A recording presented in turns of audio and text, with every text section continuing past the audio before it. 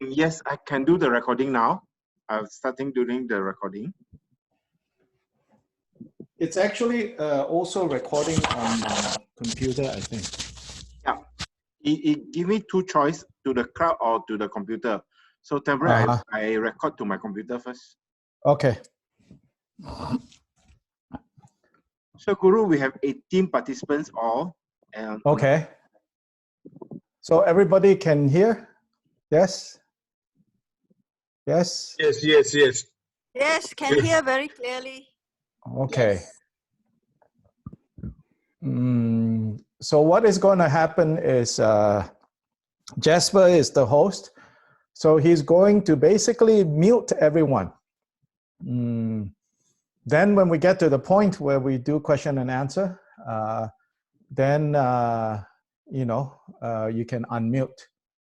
But otherwise, it's better to mute everyone so that there's no feedback. Yeah. Then if you're typing in chat, I'm seated a little bit far. So just know that I am not able to see. But if there's anything that you are addressing to me, Jasper is going to see that. Then he can, bring the question to me. So anyway, good morning. This is probably, I think, first time for most of us, in our lifetime, where there is a worldwide, is basically having the same experience. Maybe some of us in this room have experienced briefly some effects of the Second World War, but nothing of this type. Yeah. So these are interesting times.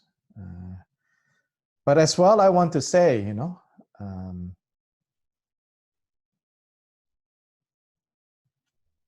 in the past, when people lived in smaller worlds, when they only knew about their own world and not aware of, other places, other continents, other parts of the world, they have had similar experiences that felt as if the whole known world is being threatened, right? So 400 years ago, let's say in the middle of the Amazon or up in Tibet, people only knew about their own world. And certainly during that, in the past, there have been pretty catastrophic disasters that have, been experienced by them and overwhelming all the people. And so in that sense, this sense of an overwhelming danger, especially danger from infectious diseases, is not new to us. Maybe new to our lifetime for many of us, but it's not new in the sense of human experience.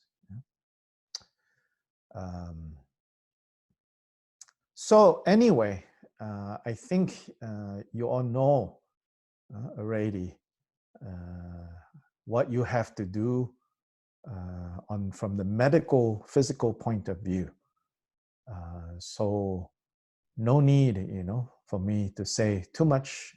Neither am I qualified to say much about that. Frankly, if you ask me, I can say I am the kind that don't believe much in all kinds of strange ideas and conspiracy theories and speculations about where this came from, what is the real problem, this and that, and all of that, as well as, this cure, this prevention, that prevention. It's just not my style, I'm much more of a, I don't know, boring or maybe a little bit cynical, I don't believe much in any of these things. I do know that this is dangerous.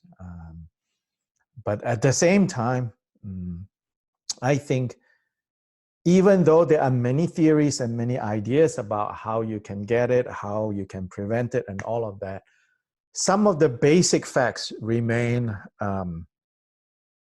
indisputable. So I will quickly repeat these basic facts that are indisputable. Basic facts that are indisputable is that majority of the spread of this particular cold virus. Coronavirus is basically the same family of virus, same family of viruses that also cause the common cold.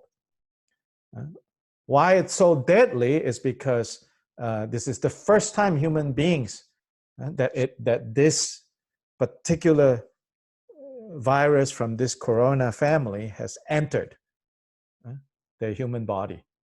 So the human body is completely unprepared to fight this virus.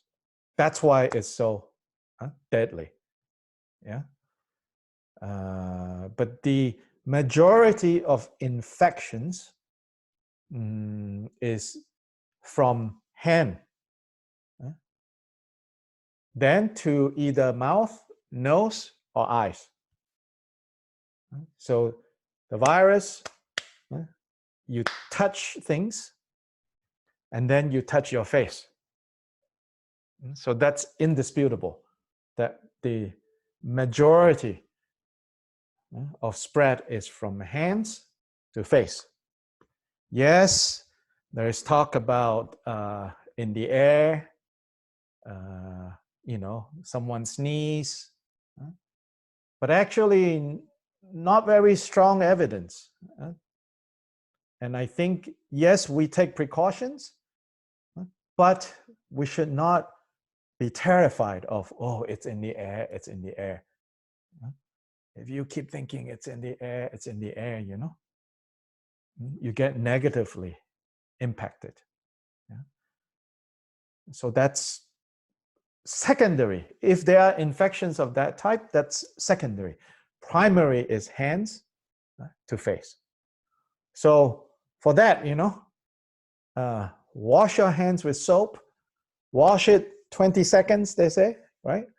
So kids are taught in the US from young, not just this coronavirus. When they wash their hands with soap, they have to say A, B, C, D, E, F, G, sing the whole song. Or happy birthday to you, and sing the whole song, right? So for us now, if you know the mantra, then it's Om Bhadrasatva Samaya Manupalaya Bhadrasatva Tenopa Tishta Tidom, and wash with soap. Soap actually breaks down the virus. The membrane of the virus is not that strong actually. So the fat from soap actually breaks it down. No need actually to go buy antibacterial soap, things like that. The fat from the soap, which is what soap really is fat. It breaks down. It penetrates the membrane of this virus. Yeah. So wash your hands. If you are staying in the house and nobody is coming in and out of the house, don't keep washing your hands. Because that means nothing new has been brought in. If you keep washing your hands might get too dry, and then it will have cracks. Then even more dangerous, right? If it has cracks, if it's too dry. So be careful, don't wash too much. But when you are outside, yes, when you touch things, surfaces, you can transfer it to yourself. So be careful. And this is when, we talk so much about mindfulness. Part of mindfulness now, how you're going to apply mindfulness is be mindful, not to take your hand to your face when you're outside. So put your hand, you can say, don't let your two hands go higher than your waist. So this means, when you're out doing whatever you need to do, buy things, buy food, help family, don't che gong, then you are bound to forget, and touch your face. But if you do it mindfully, calmly, and always remember, hands down, hands down, hands down. Of course, you have to touch other things, of course. But once it's good to have like some tissue, I think, tissue paper, because I think hand sanitizer and things like that may or may not still be available. Then at least what you need is tissue paper. Yeah. And when do you use this tissue paper? When you have to open doors. Whether after shopping you go back and open your car door, the handle, use tissue paper and use that to open, right? Then especially surfaces like elevator, lift, the press, maybe use your key. But if you have to use your finger, again, half a tissue paper, balot your finger first, push. Then that paper throw away, right? Mailbox is another place. Your mailman, putting things in your mailbox. So his hand, he has to touch so many mailboxes. Also mailbox, another place. 要注意, be careful, right? So majority of the spread is hands to face. And extended contact, close contact, extended, meaning anywhere from 15 to 30 minutes sustained contact. That's why within the family, it spreads really fast. Because it's extended contact. 15 to 30 minutes of extended contact is again the majority of the spread. So these are indisputable facts. I think if we really pay attention to these, then on the outer level, you will be protected. Okay, so that's the outer level. That's the outer cause of suffering, which is what we now call this particular new type of coronavirus, right? Is the outer cause of suffering. Is the outer contagious disease. Contagious means, right? It's infectious, it's contagious, right? It spreads very fast, right? Then, especially in Vajrayana, we always talk about outer, inner, and secret. Outer cause of suffering cannot really bring you suffering personally until you have inner causes of suffering. And what is the inner cause of suffering? The inner cause of suffering is 业障, negative karma. And when it comes to negative karma or 业障, we all have, and we have a lot of negative karma. But negative karma, like your fixed deposit, they don't all ripen at the same time, and they all have like dates when they are going to ripen. So no early withdrawal so easy. Yeah. So if right now, even though you have a lot of negative karma, which we all have really, but if it is not the date of what do you call it? The date of ripening, you know, is not yet there, then without the inner cause of suffering, even with the coronavirus or whatever virus, right? It won't. The inner and the outer has to work together. But then here, okay, I'm not saying this to say, oh, no need to take precautions. Because we should know, you know, we always have negative karma waiting to ripen. We always have negative karma that is waiting to ripen. It's just the severity of the negative karma varies, right? So negative karma is also like the external virus in that it is very contagious. It is very infectious. So we fear outer contagions. We fear outer infections, right?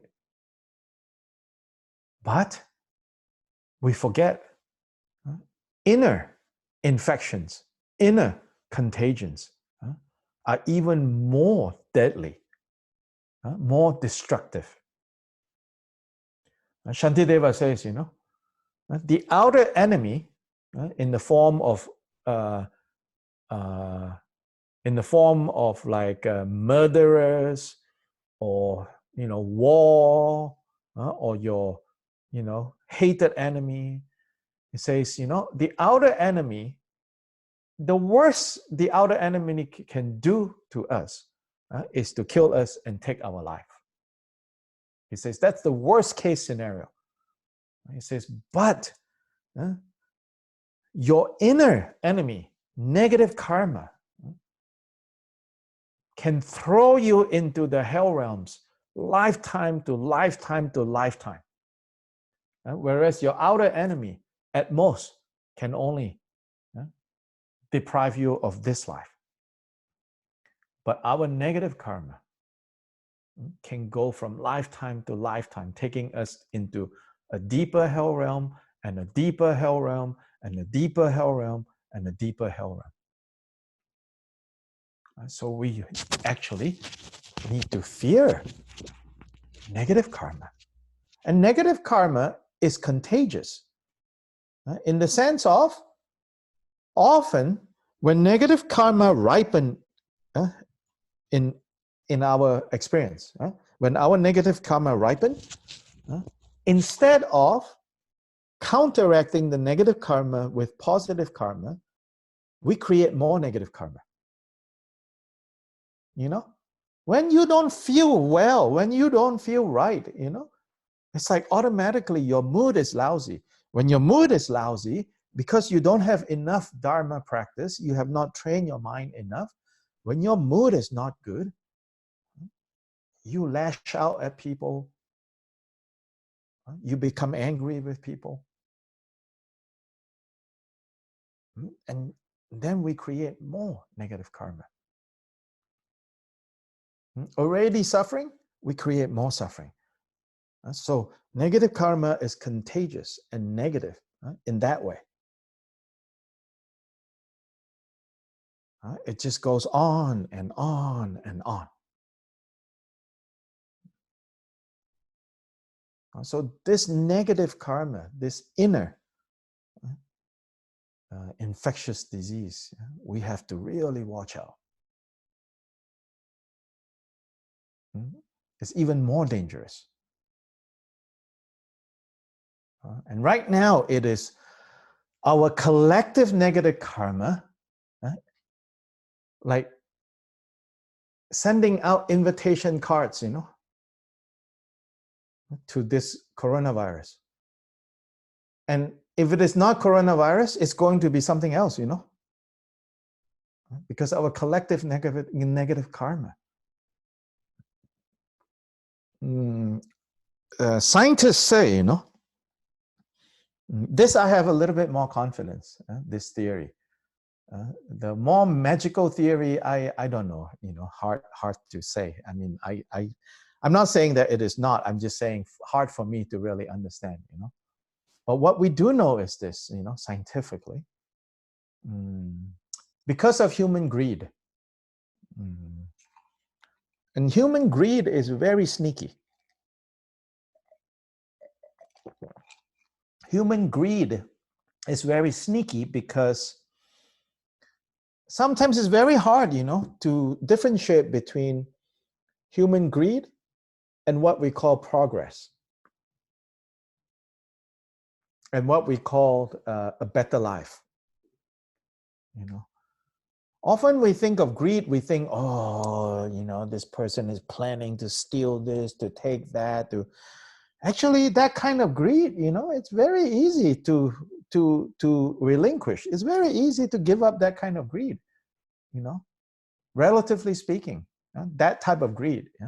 Oh, I want more, I want this, I want that. And then we actively harm other people in order to get what we want. That kind of greed actually is not very troublesome because that is easy to see, how negative it is and how ugly it is. It's the more subtle type of greed that get past, that get kind of, like you say, like put on some nice hair, put on some nice makeup, and then you forget how ugly it actually is. Because it's pretending to be very innocent.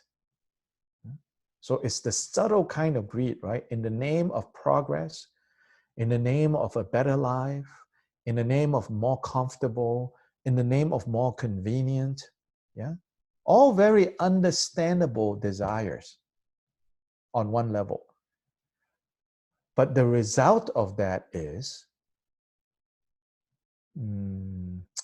the biodiversity of this earth has been severely compromised, right? Every year, a startling number of species is at the threat of extinction. Whereas human species keep growing and growing and growing and growing. And then human species standard of life, that's what we call it, becoming better and better and better and better. But that comes at a cost, you see. And the cost has been the biodiversity and the continued existence of many other species, both zoological and fauna and flora. That has becoming less and less and less and less. Whereas the human species, more and more and more and more. Are we surprised right now that in a way you could say nature is fighting back? Nature is looking for a balance. And nature actually doesn't really care about your progress, about your standard of life.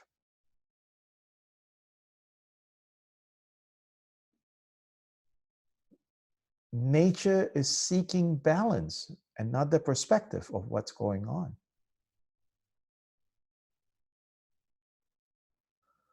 So this is our karma, This I can accept, this I can understand. This is our karma. We created this. Yeah, very innocently, yes, but innocent or not, there are consequences. Yeah, innocent or not, there are consequences. So here we are.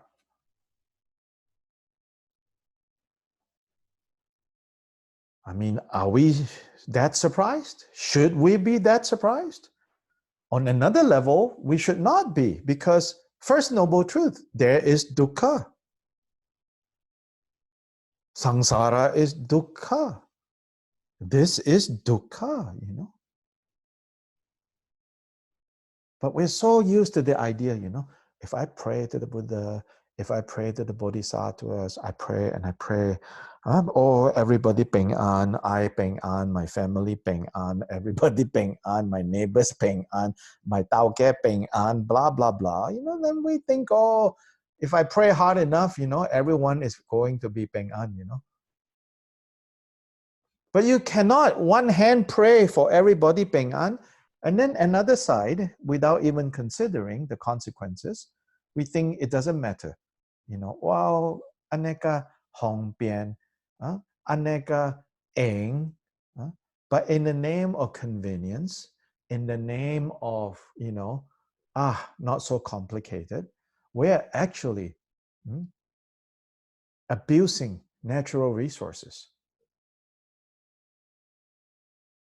Then here we are, you know. Nature is seeking a balance right now, and it's really terrifying for this species.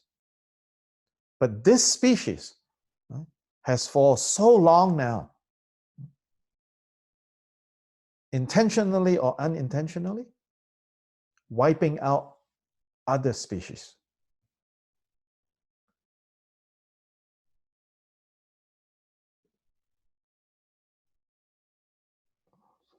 This is our collective karma. This is our collective karma.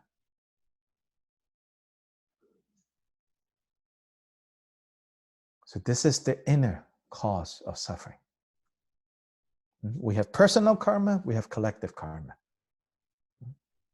So then what that means also is, even though collective karma right now is the world has to experience very acute and very universal suffering, but if we can at least work on our personal karma, then we can have some degree of protection from suffering. We can. We can. This is when we need to learn how to protect our own mind. Not selfishly protect our own mind, but protecting our own mind, because we know that if we don't protect our own mind when suffering arises, if we don't protect our own heart when suffering arises, the tendency is that we will create more suffering for ourselves and for others. So out of care and concern for others, out of knowing intelligently how to care for ourselves and protect ourselves, then we have to strengthen our resolve to take Dharma into our hearts. And practicing Dharma can be as simple as saying, enough. Enough is enough. It's enough. No need. No need more. No need more. No need more. And I think in terms of that, right, I even feel on some level, we have to rethink how much we are consuming, even in the realm of religious activities. Now, we should even think about that, I feel. What do I mean by that? Now, when we make things of a religious nature, we should think twice. We should have wisdom and think. For example, do we really need to print that many copies of this text or that text, this teaching or that teaching? Go to every temple and take a look, you know. Are we short of texts? You tell me. Are we short of texts? Are we short of Dharma books?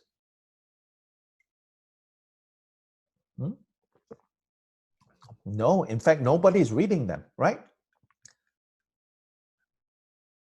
And like Sampa, like that, you know, pushed in one corner.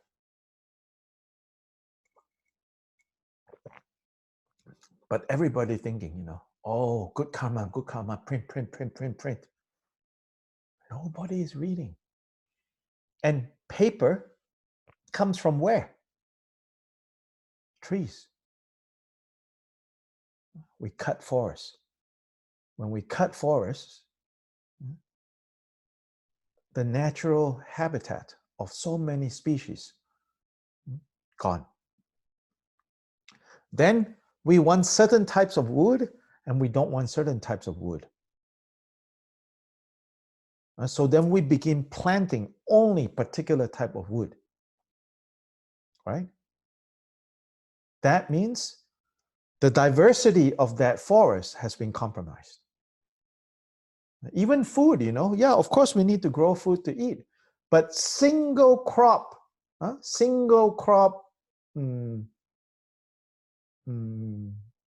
gardens and plantation are weak.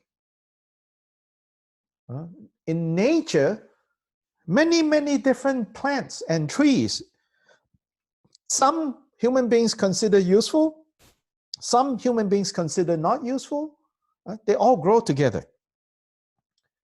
But the interdependence of this so-called useful and unuseful is keeping the health of that ecosystem.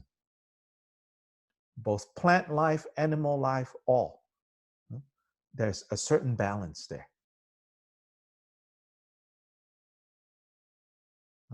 Again,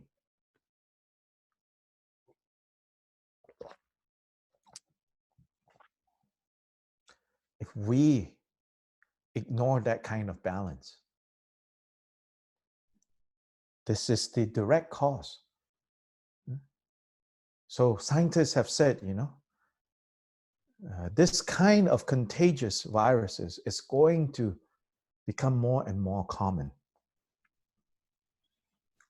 as more and more species are gone into extinction because of human wants, in the name of human progress. So we really need to rethink this. Yeah, minimize consumption. Now, don't say, minimize temple. Don't give them so much. Don't make so many statues. Don't make so many books. Don't make this. And then on the other side, oh, another iPhone, another iPad, another this, another that, I'm saying across the board, everything, we should think less, consume less,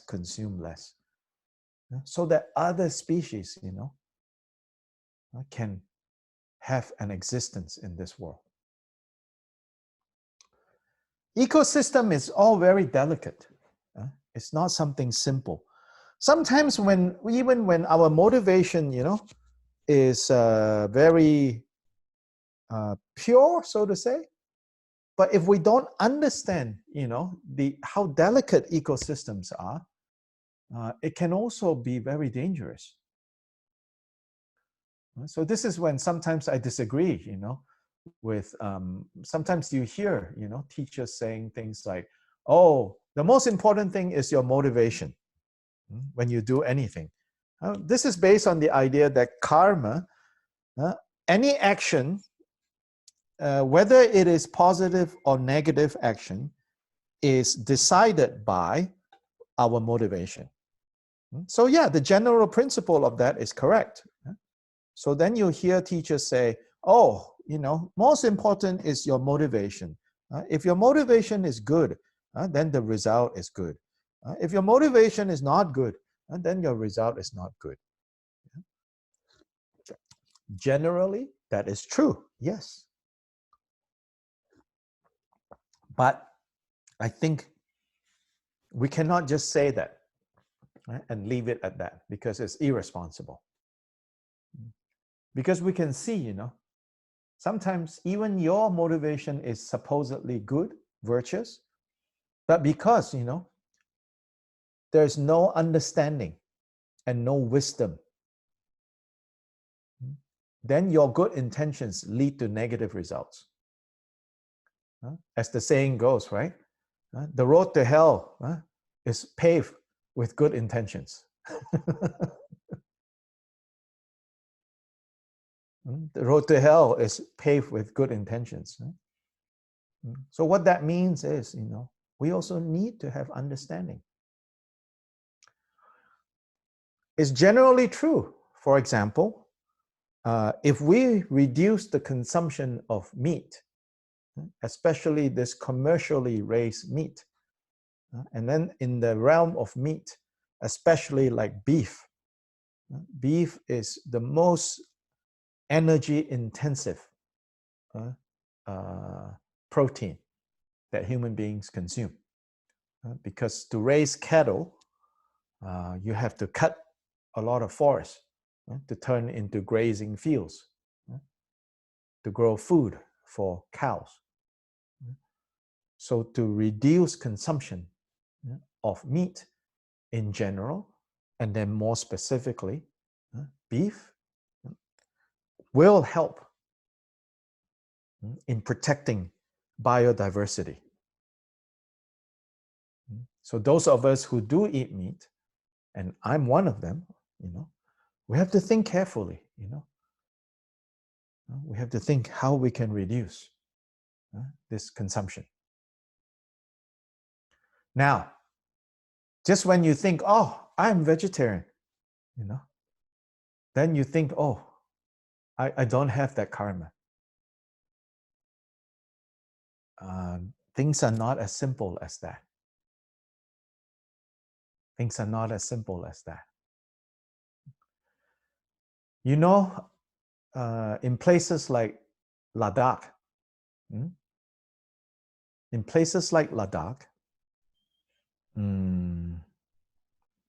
one of the biggest problems in Ladakh right now is Ladakh is the highest desert ecosystem in the world. So it's high, but it's very dry. So it's the highest desert terrain in the world, Ladakh. Tibet is close to that too. Yeah.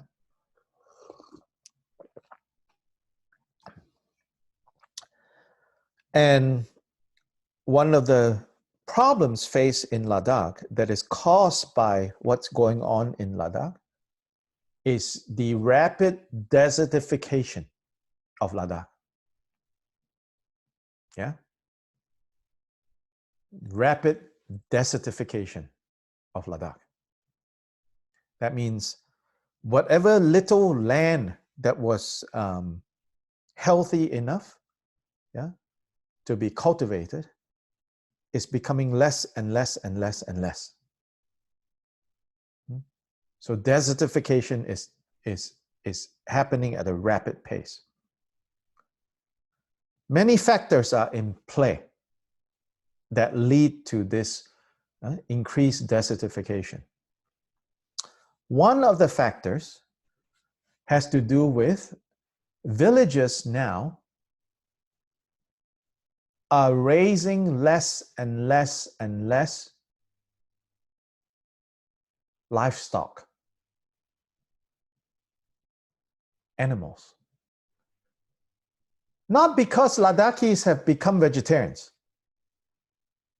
but because they're importing more meat from outside, cheaper, actually, and easier. So because of that, villages feel that to raise animals for meat, like goats, it's too much work and cannot get, the returns. So they stop raising sheep and goats. Then what happens is the droppings of the sheep and the goat are no longer there. The land, the nutrition, the nitrogen in the land start to disappear. They are planting less and less return. You see? Now, if Ladakh is on top of that, you know, if suddenly, miraculously, all of them say, we don't eat meat anymore, unfortunately, it will lead to even faster desertification.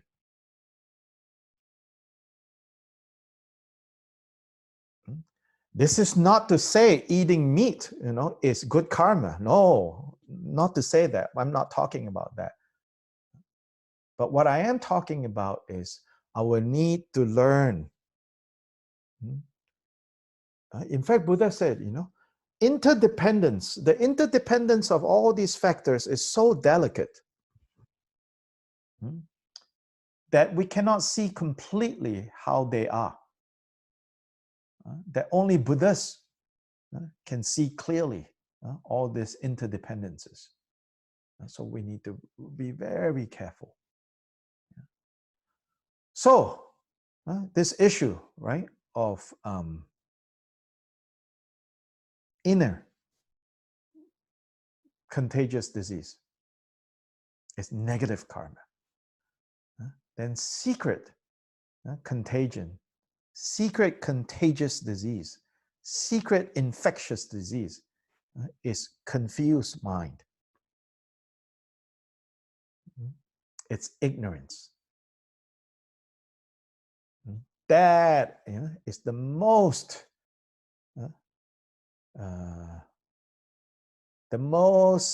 essential level of the problem.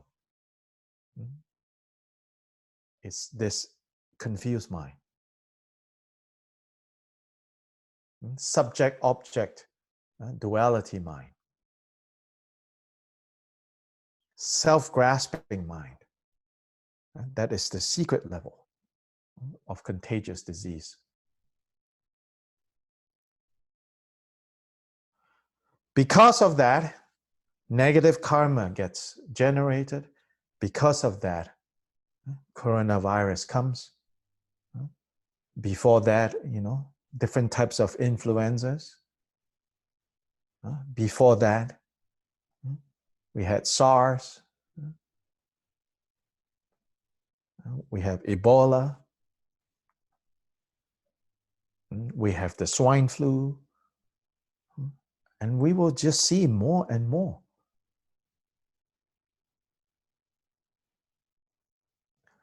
Until recently, you know, I think some of us might think, Buddhist texts say, you know, oh, the world will become worse and worse and worse. Actually, if you look around, the world is actually becoming better and better and better. I don't know if you have thought of it, you know. You're like, oh, I don't know, you know, 300 years ago, people's life expectancy is only like 45 or 50, you know. Now it's getting to 70, you know. How come Buddhist texts, you know, say, oh, things will get worse and worse and worse, but actually it looks like things are getting better and better and better. 50 years ago, when a woman gives birth to a child, it's very likely that she might die. Now, you know, birth mortality is relatively low. So we thought, you know, but now, with this, we suddenly see, you know, the security that we thought we had, the progress that we thought that we have achieved, the immortality that we thought we are all protected from. Suddenly, one virus has basically shut down the whole world.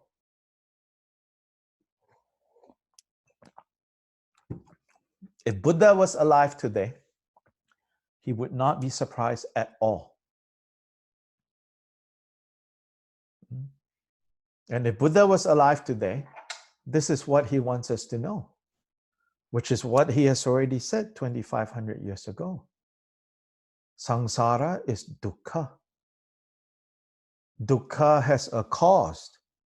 The cause of dukkha is thirst. Meaning, thirst is a symbol of greed, grasping. Greed and grasping. Wanting more, wanting more, wanting more. Again, not even on the level of like, I want a big house, I want a big swimming pool.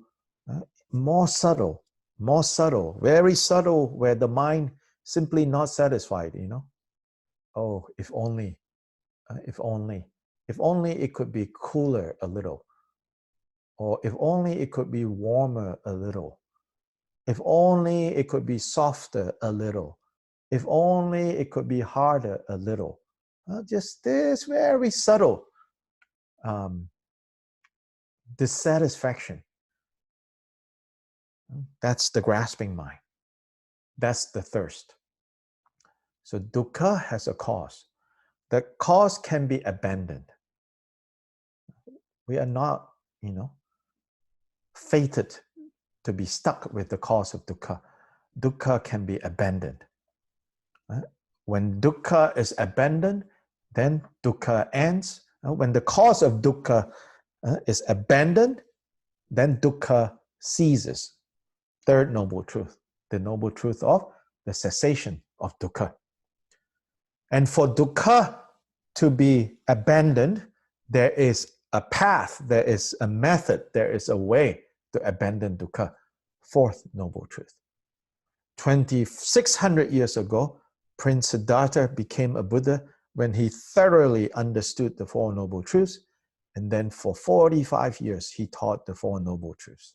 Everything that he taught, whatever name you want to give it, whatever you want to call it, they come back to the Four Noble Truths. So if Buddha Shakyamuni was alive today, that will be the same thing that he will be telling us. Know that samsara is dukkha. Know that dukkha has a cause. The cause is grasping. Know that grasping can be abandoned. And when that is abandoned, that is the end of dukkha. And know that there is a path, there is a method to end dukkha. So this is what we need to know. This is what we need to understand, before we jump to, oh, what prayers can I say? What mantras can I do? How can I protect myself? How can I use Vajrayana magic?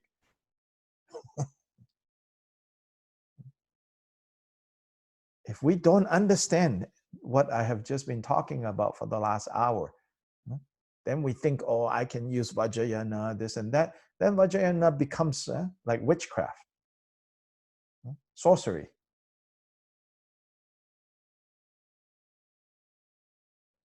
Yeah. So, okay, now let's unmute so that we can listen to each other's thoughts or questions. Then I have a chance, to drink a little bit of tea.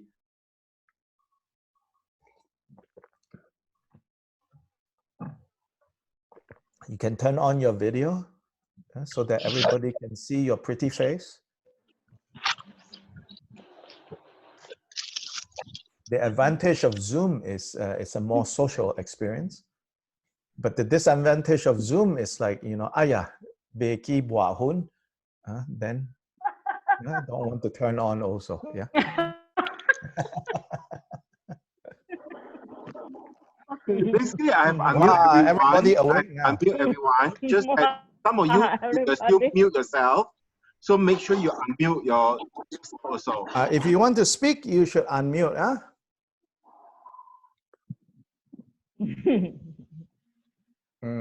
Smile, you're on candid camera.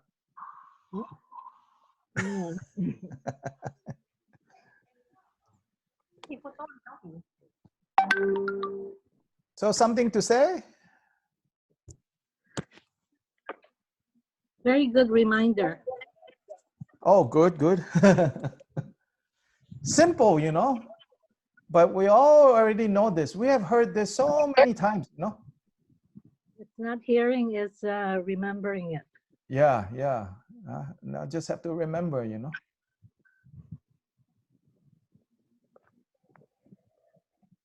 Just to inform everybody, I'm using a speaker and I found it very useful. The Matthew gave it to me. I don't know the name and everything. I'll just show you the picture. Um, well, Hello, Yiling. here it is. Here it is. Here it is.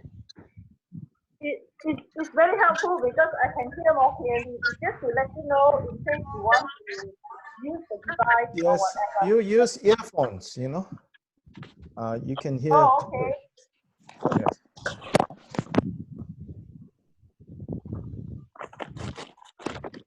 Yeah, so this is the basic kind of, you know, foundational level understanding that we need to have, you know.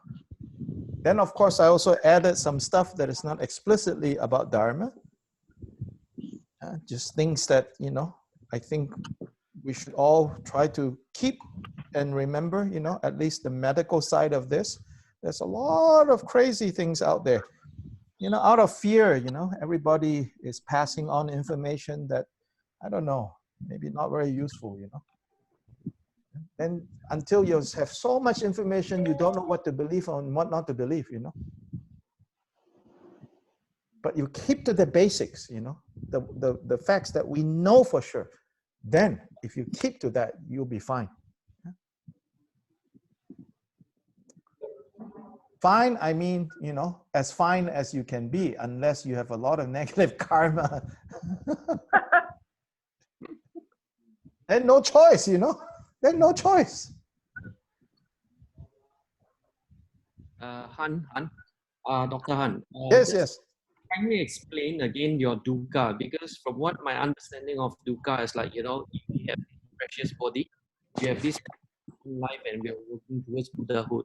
How does it go to, you know, because from what I understand, you know, what you're telling at the end of the day, if I'm not wrong, your fourth noble truth, item number 3 is going to be Nahonda, right? It is suffering nature of samsara. It's what? Is something like, you know, or under the Honda is going to be suffering nature of samsara. Do I need to do you get my question? No. Think about dukkha, you know, you were mentioning about dukkha just now, right? And First dukkha noble truth is dukkha, yes. Okay. Second noble truth is dukkha has a cause. Third noble truth is dukkha has an end. Fourth noble truth is there's a way to end it. Okay. Yeah? Okay. Yeah. So those are the 4 noble truths. Okay. Thank you. Yeah, yeah. Then one forest, Thai forest master, you know, gave the essence instruction on the 4 noble truths from the perspective of nature of mind. Of course, he did not use that vocabulary. But from a Tibetan point of view, from Mahamudra point of view, that is the nature of mind instruction. And then he said, let me see if I can remember this. He said,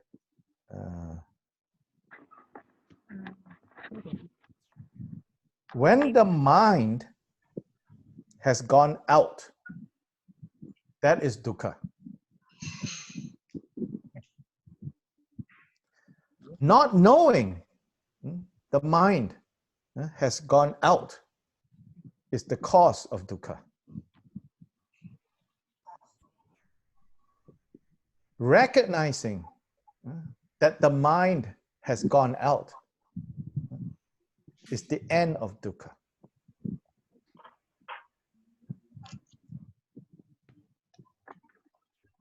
To get used to the mind not going out is the path to the end of dukkha. So this is related to what I call the secret infectious disease, not understanding the nature of mind. Confused, therefore becoming confused. That is the ultimate cause of all suffering, all dukkha.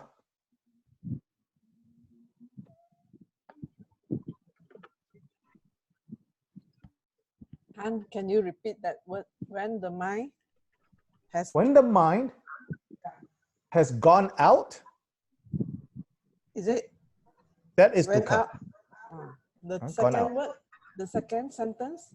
Not knowing the mind has gone out is the cause of dukkha.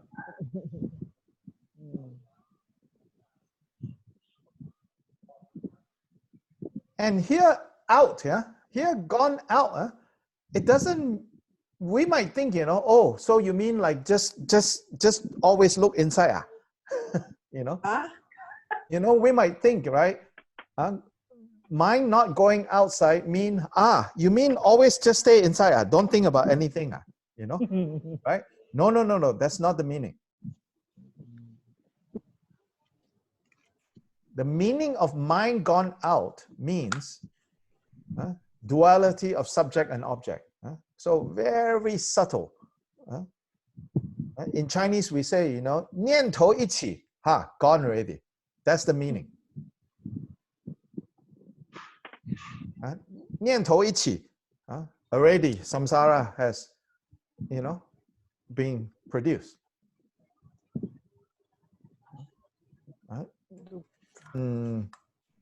念头一起, right?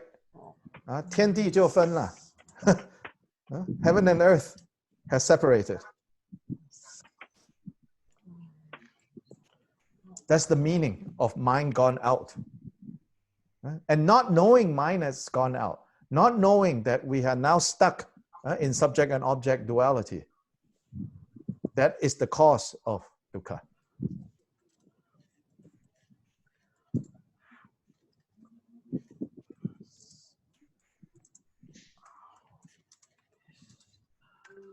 When the mind stops going out, that is the end of dukkha.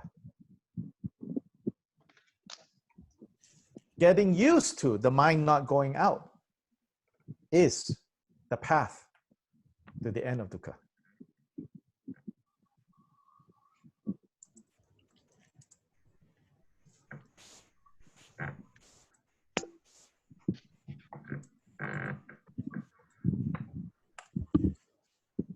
Boleh. No, I don't think I quite get it. The mind going out, losing awareness. You could say it's that. Like when you harm someone and you're not aware of it. Oh no, it's much more subtle than that. It's duality mind. Once you have a notion of I, once you have a notion of I, then you have a notion of not I. Yeah, okay. The moment that has occurred, then habis. Samsara already produced.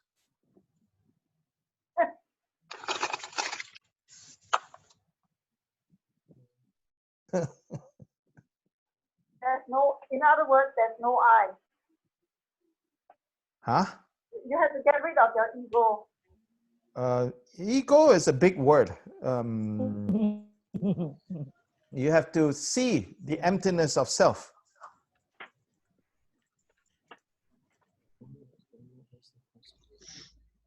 Yeah? You have to see, you have to realize the emptiness of self.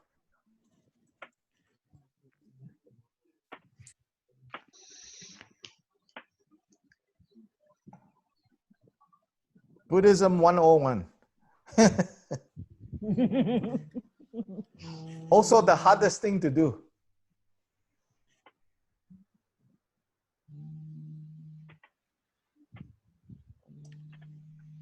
Yeah, also the hardest thing to do.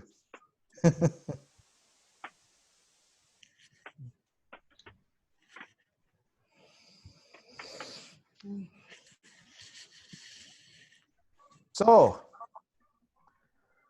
now Parnashavari, yeah.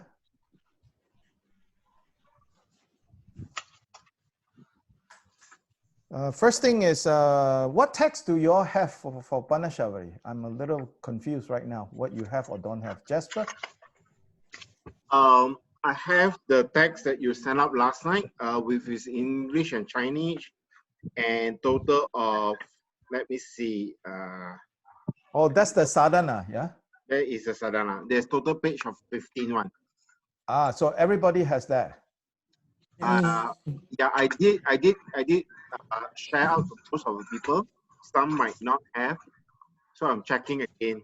But then there's another text, correct, Ayal?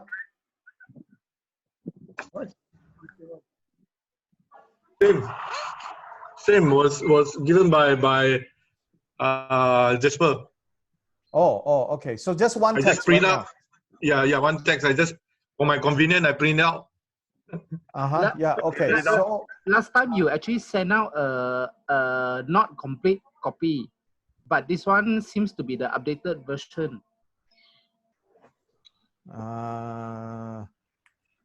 Actually, I want to talk about the praise in verses to the foremost.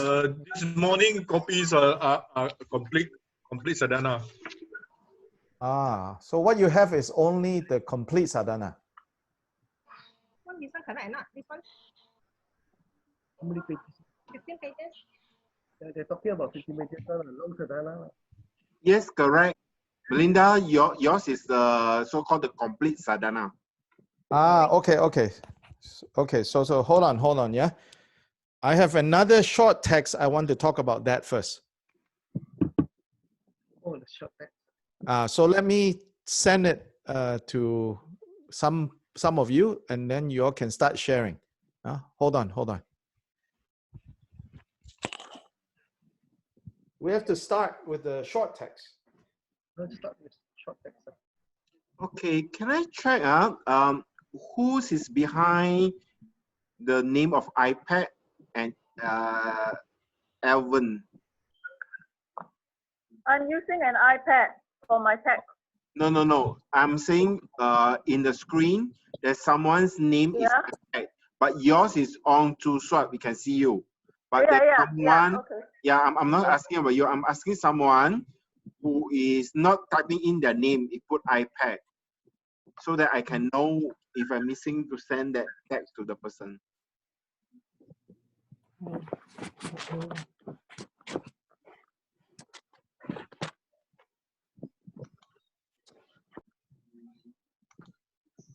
Oh, okay. It's Guan. Yeah. Okay. I know it's ready. Okay.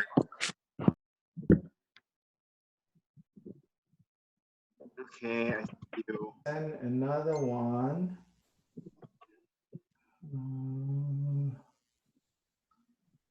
Okay. GP.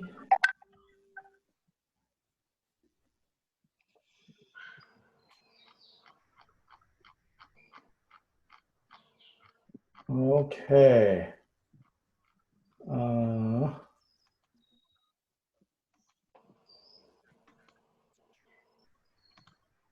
Okay, I have just sent to some of you, not all of you. So if you don't get an email,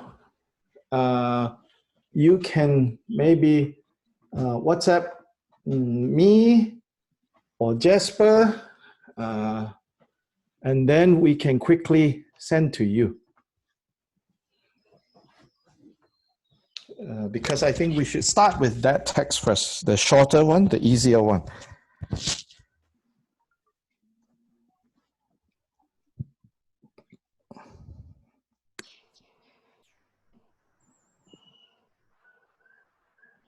This is 10 pages one. Okay, let's see about 10 pages one. Okay. Han, you can actually upload the file to the chat group. We can get it from the chat group also. Yeah, I am. Jasper can do it. I am doing that. Okay, good. Give me a second. I'm just downloading the file now.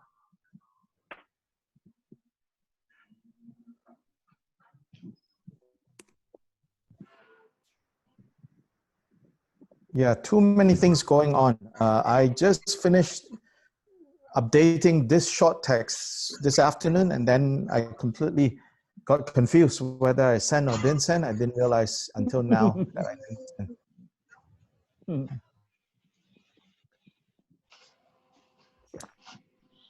the content of this short text is also in the long text, but the translation is a little bit different. So if you don't have a second device to look at this short text that is just sent out, don't worry. I will tell you where it is in the longer text. So don't panic. It's just the longer text. This short text is inside the longer text, but the translation is a little bit different. That's all.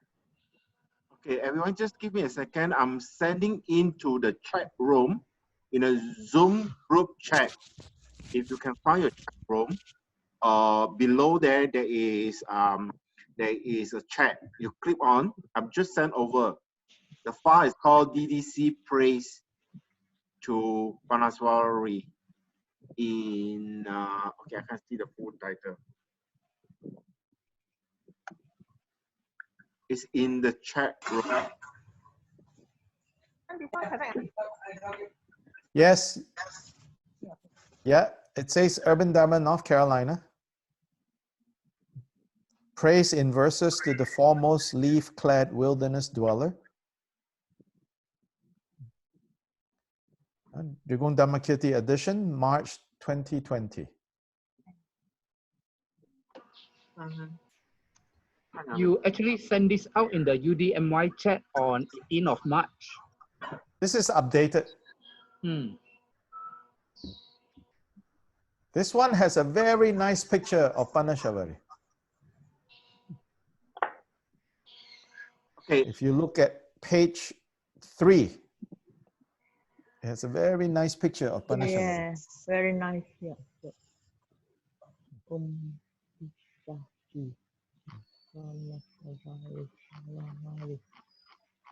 This picture of Parnashavari, I should tell you, original picture I found online on a website in China. But that picture, the color of the faces is following the more common tradition, meaning the right face is white, and the left face is red. Right face is white, left face is red. The original of this picture. All right, left. But this picture now, if you look, right face is blue, left face is white. Oh. Yeah, but it's the same file I sent to a friend who is a very expert with, photo editing. And so she went in. Those of you who met her, Emily, yeah, she went and she changed the color of the face. So that now it looks like the way that this text describes her.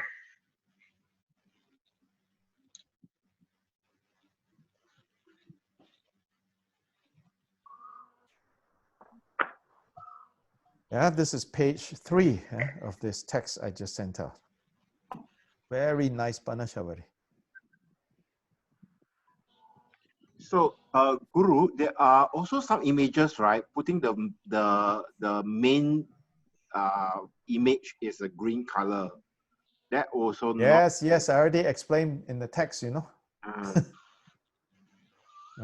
this is the form that Jidin Sumgon's praise is talking about.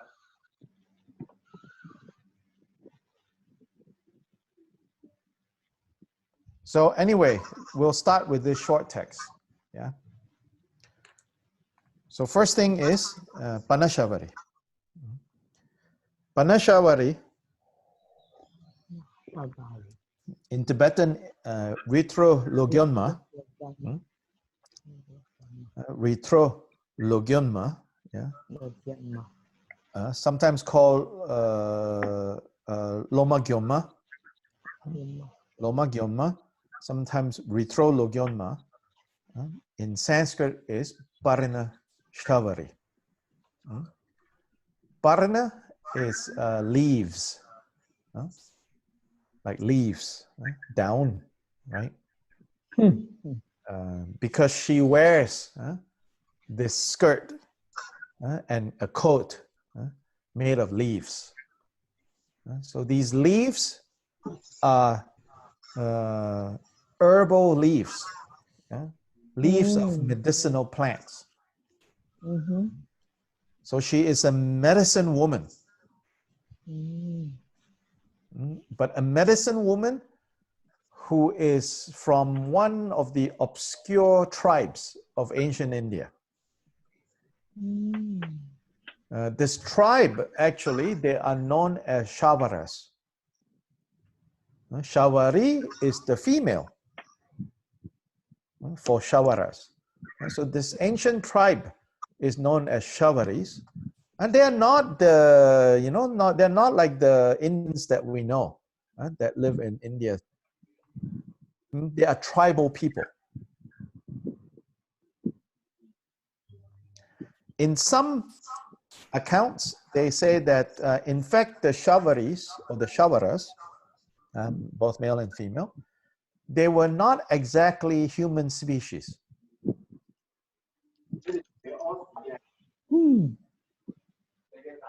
Just like Jambala, okay, looks kind of human, but they say actually Jambala and like Vajrapani, they are not human species. They are yakshas.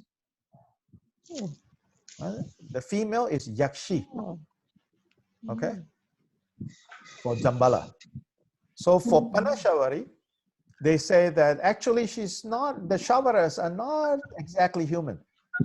Maybe we can even think of it like, we say that we are descended from Homo sapiens, right?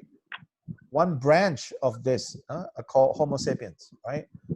Then there's an older branch of this that we are related to, but quite different on the other hand, like Homo erectus. Right? So we can think about the Shavaras as sort of like human-like, but a different species. So this is the origins of this. So in ancient India, people worship these different goddesses. Maybe even before Buddha appeared. People worship different types of deities, goddesses, gods, spirits that they believe had the power to help and to protect. Then some of these spirits, some of these goddesses, people pray to them to protect them from disease, in part because people also believe that they control the diseases. So sometimes in the paintings of these goddesses, in one of their hands, they hold a bag, and they say, you know what's inside the bag? Diseases. So that means they hold the diseases in control. But if they become unhappy or angry, they open the bag. Then all these diseases come out and take over.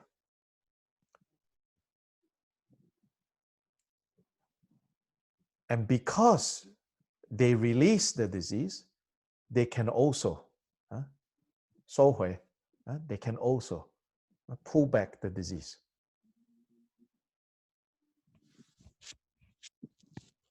Our Hindu friends in Malaysia, they have these beliefs too. You know this one type of leaf we call neem? You all know that? Neem? Yeah. In neighborhoods. When I was a kid, I mistakenly think this is curry leaves, because it has the same like shape, like curry leaves, but much bigger. Yeah, you all know what tree I'm talking about? Yes. Yeah. Yes, on the roadside got a lot. Ah, roadside a lot, you know. The Indian believe that it purifies the air. Ah, actually, there is a goddess called Mariamam, right? Mariamam. It's a southern Indian goddess. Tamils, among the Tamils, Mariamam. When you go pray to Mariamam, you offer bunches of these leaves. And they also hang these leaves during religious festivals, bunches of them, especially Mariamam's like festival. Because this leaf has the power to cool down and to purify. But Mariamam is also believed to be the cause of the disease. Huh? That's why she has control over the disease. She can take back or she can release. When she's angry, she will release.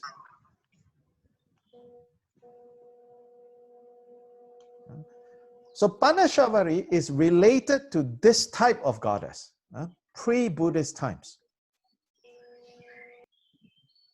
Later, when Vajrayana became, explicit in India, at the beginning they say, Vajrayana is all very secretive. But when Vajrayana became explicit in India and more public, then there are, great Mahasiddhas who brought to the world teachings and practices regarding Parnashavari. And it is from there that we learn that the true identity of this tribal goddess, Parnashavari, is actually Tara. That she is in fact a form of Tara. So if you are familiar with the 21 verses of praise of Tara, sometimes called the 21 Taras, right? The 20th praise, the 20th verse of the 21 Taras is Parnashavari. It says, you have the power to heal infectious diseases, to cool down the fevers that are brought by infectious diseases. Actually, the funny thing is this, those of you who are in the medical field, you know that actually fever is a side effect of your immune system fighting, right? The invading virus. So that your body ache, and you have fever, is actually your immune system at war, with the virus. Then when the fever breaks, this is when the immune system has won, right, the war, and then it can cool down. Then the fever subsides. So these leaves, these neem leaves, scientific name is Margosha, Indian name is neem. I don't know the local Tamil name. Those leaves is related to Parnashavari. So you can think actually that Parnashavari's skirt of leaves and coat is made from neem, from that leaf. The Indians, when we were younger, when they have like smallpox or measles, they will go pray to Mariamam, and then they will take this leaf, to sweep those suffering from this, and take the leaf to like make into a fan, to cool down this disease. So Parnashavari comes from these origins. But the Mahasiddhas realize a level of interdependence, and through their realization, taught how Parnashavari's real identity is Tara. Then, of course, the real meaning and identity of Tara is the perfection of wisdom, the mother of all Buddhas. Panyaparamita, Yum Chenmo in Tibetan, the great mother. So let's look at, so this praise in 4 verses. His Holiness the Drigung Kyabgun Chesang Rinpoche, very early during this whole situation, he was, this is towards the end of January, he happened to be in California for an event. So almost right after that, he already was looking into Jigten Sumgun's collected works, and was looking specifically for what practice to do related to this COVID-19. At that point, the name COVID-19 has not been used yet, you know, but enough was already happening in Wuhan. And His Holiness at that time then found this prayer from Jigten Sumgun's collected works, and then he sent it to translators who translated into English and into Chinese, and we also translated into Spanish. And he already asked people to do this prayer and to do this mantra.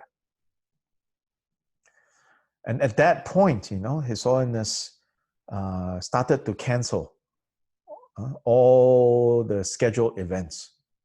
The first thing he canceled was in February. There was supposed to be a retreat in Nepal by invitation. This is not an open retreat. And in fact, many young Rinpoches was going to come from Eastern Tibet to join in this retreat. Late February, I think. Late February, late February. But at that point, already in like January, His Holiness canceled that. Then very quickly, he canceled the winter teachings in Dehradun. Then one by one, you know, things got canceled. Frankly, at that time, you know, I felt, you know, what is this, you know, why so quickly, you know, cancel all these things, you know? Frankly, at that time, I can tell you now, you know, that I was one of the people that was sort of trying to persuade him not to cancel. And in fact, I can tell you, you know, it was very strange. I felt like, you know, I will confess, I felt like, why did he have, you know, like seemingly this fear, you know, and things that are happening in April, May, June, you know, he started to cancel, you know, back in January, February. I thought, this is, you know, it will go away, you know. And in fact, I have never seen His Holiness to be so careful. Generally, he's quite fearless, you know. He will say, it doesn't matter, it doesn't matter, you know. But with this, he just cancel everything. I now, you know, now I've learned my lesson, you know. When it comes to big things, you know, I have to learn to really trust His Holiness. Smaller things, you know, sometimes I argue with him, my confession, because I have, you know, I do many things, not many, I mean, I don't want to exaggerate. I mean, I do things for him. When he asks me to do this or do that, I do. And the challenge of a student relating to a guru, especially someone like His Holiness, is not to think of His Holiness like God, so that whatever he says, you say yes. You know, that's, I feel, is also the wrong way. So there are many things, you know, like regarding like U.S. laws or immigration or things like that. I feel like I have to point out to His Holiness and say, no, His Holiness, this is not. This is how it should be done. And little things. There has been times where I was clearly right and he was wrong. But then our ego takes over. We think, oh, therefore we know better. So now, looking back, when it comes to big things like this, I have to learn to trust His Holiness. He knew something then. That in January, nobody had this thought that it will spread around this world so badly. He canceled everything. At that time, he already said, please do this, pray to Parnashavari, do her mantra, in order to help. He's not saying so much, like do it for yourself. He said, in order to help control the situation, in order that this situation don't, end up with so many people suffering, he said, please do this practice. So now,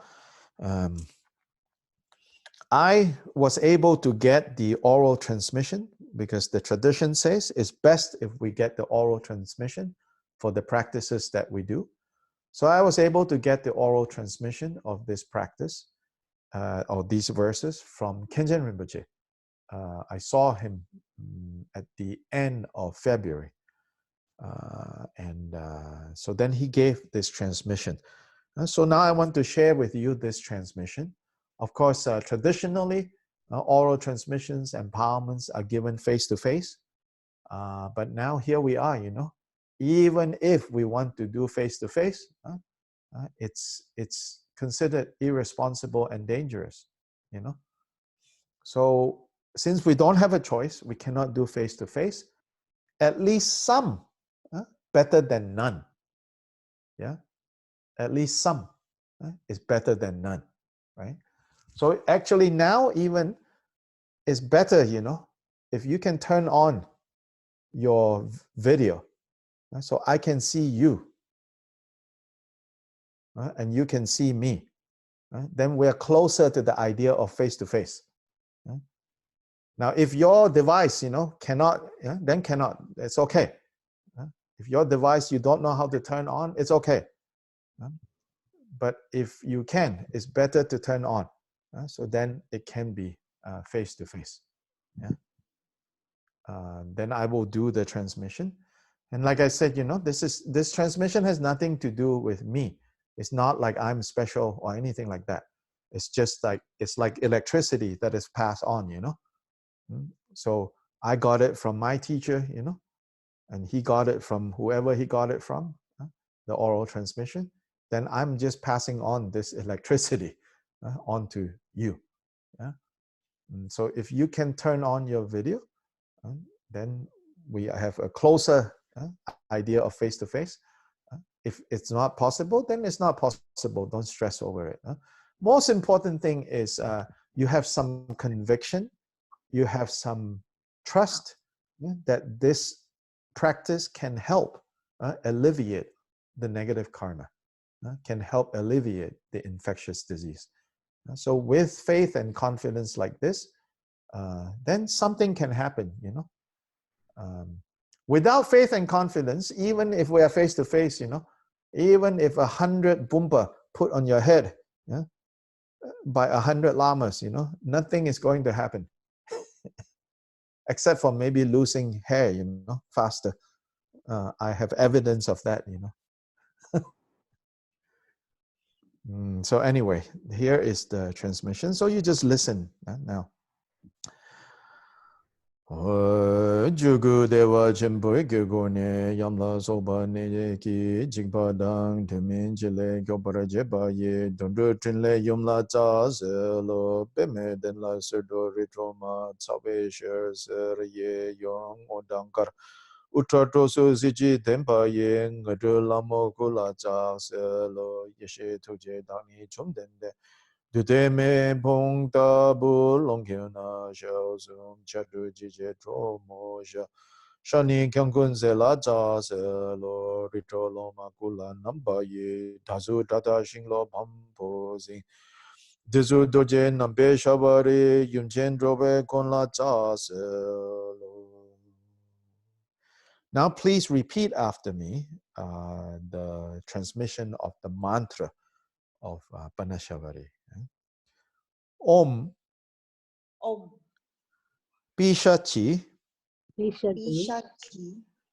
Parnashavari Parnasavari. Sarvamari Sauramari. Prashamani Prashamani. Hung. Home. Prasvamani. Om. Again, Om. Pisachi Pishachi. Parnashavari Parnashavari. Sarvamari Awamari. Prashamani Prashamani. Hung. Home. Om Pisachi Pishachi. Parnashavari Parnasavari. Sarvamari Sawamari. Prashamani Prashamani. Hung.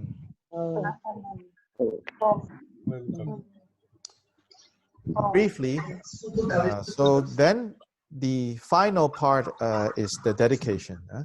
Yewa di nerda loma gyomba jugyo ne doba jigyang maluba de sala gopara.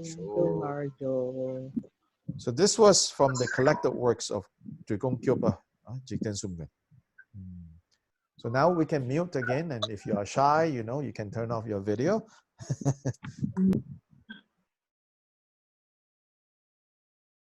Briefly say something about the mantra.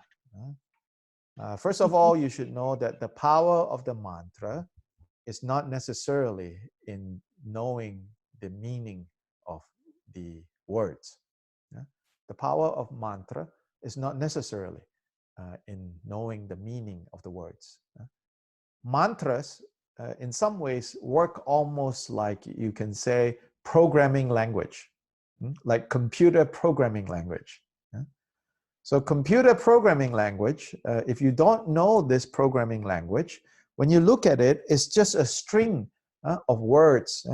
That some words you recognize, some you don't, you know. But their power is not really in those words. Those words are commands to kick into action a particular result. So that's right. Computing language. When you're coding. So the coding, you know, you can recognize, you know, each of the sometimes there's a word like and or open, right? I don't know how many of you have seen coding, computer coding, but there are words that you can recognize, open, and. Then there are these signs that you can tell, oh, this is a square, a bracket, and this is a number 2, and this is a number 4. But the power in the coding for computer is that used in the right syntax, it kicks a particular result into action. Likewise, with mantra, even though we can look at each of the word and recognize something about the words, the real power is not in the explicit meaning of the words. Nonetheless, I can say a few things about this mantra. So Om embodies the body, speech, and mind of all Buddhas. In fact, the syllable Om has 3 sounds. A, U, Um. A, U, Um. Om. Om. So that is the body, speech, and mind of all Buddhists. Is encoded in that first syllable, Om. That's why many mantras will begin with Om, because it encodes, right? Think of this as coding language, mantra coding, and not computer coding, mantra coding. So when you recite Om,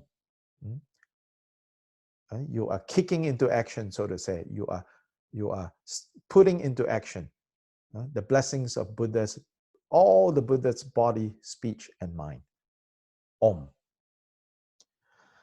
Pisachi, as I explained already, is a class of being, like pisachas. Pisachas are the male, pisachis are the female. Just like yakshas are the male, yakshis or yakshini are the female. So it's a class of being related to humans, but not exactly human. So Parnashavari comes from that species. So it's sort of like if we say, oh, the human hun. So here now we say the Pisachi Parnashavari. So this is part of her name. Parnashavari, I already explained, right? So you remember that, right? So Om Pisachi Parnashavari. Sarva, sarva is all. Ichye. Sarva. Sarva. Then Mari. Mari is infectious diseases. Is Mari. So all infectious diseases. So here Om, then we say Pisachi Parnashavari. That means we call her. We say, please, please, pay attention. Please turn your attention to me. Then, now that we have her attention, what do we want? What are we trying to achieve? We are trying to achieve Sarva Mari Prashamani. Pra, put that aside first. Shamani is to calm down, related to the word Shanti. Some of you might know that. There's a Hindu mantra, Om Shanti, Shanti, Shanti. That means Om, calm down, calm down, calm down. Related to the word Shamata, calm abiding. Shamata. So Shamani is to calm down, to cool down, meaning to reduce inflammation. Here is to reduce sarvamari, to reduce all, to calm down, to cool down all infectious diseases.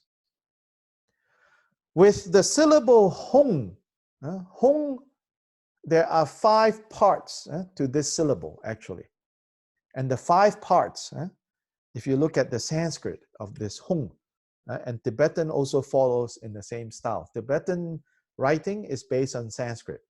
But the Sanskrit hung and the Tibetan hung, there are 5 parts to this syllable. It's a very long syllable in terms of spelling it. The 5 parts encodes the wisdom of the 5 Buddha families. The 5 Buddha families represent all Buddhists. And each of these family, we call family or grouping, have a particular wisdom. So Hung encodes the 5 wisdoms of Buddhas. So here when we say this mantra, we can think Om, body, speech, and mind of all Buddhas, blessings of body, speech, and mind of all Buddhas, and Pisachi Parnashavari, this particular deity, this particular principle. And then now we have their attention. We have the attention of Parnashavari. We have invoked the body, speech, and mind of Buddhas. Then we say, please calm down, pacify, sarvamari, all infectious diseases. With Hong, right, you should think, you should remember. Then whatever problems, whatever suffering, whatever negative things is dissolved into the 5 wisdoms. And you can think of it as dissolving into the Dharma Dhatu, into space. Once they are dissolved, they can no longer cause harm. Their harmful effects are pacified, and then the energy is released, and it dissolves into the 5 wisdoms. You can sort of think of it as almost like, you know, you are killing, right, the sarvamari. You're killing the coronavirus, but actually not in that violent way of killing, but as in, you understand that this virus is the result of negative karma producing them. Now the only way to be free of them is to undo the negative karma, is to undo the secret level of infection, which is the confused mind.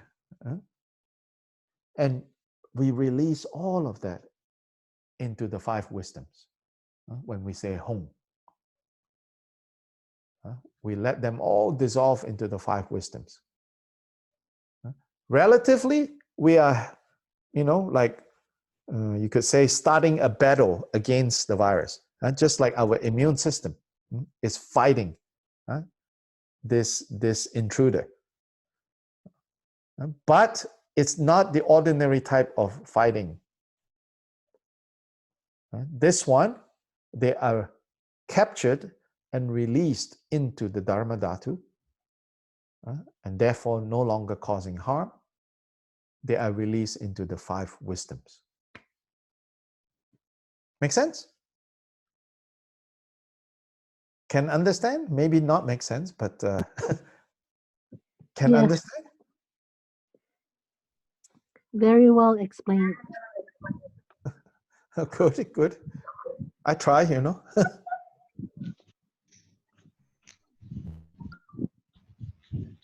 So this is the meaning of this mantra a little bit. But you should know the true power of this mantra is not necessarily in that meaning.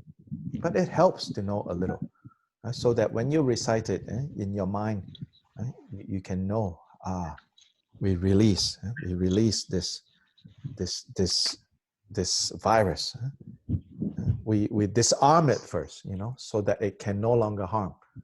Then also we release them into the wisdom, into the, so the whole syllable works as the final liberation of this threat.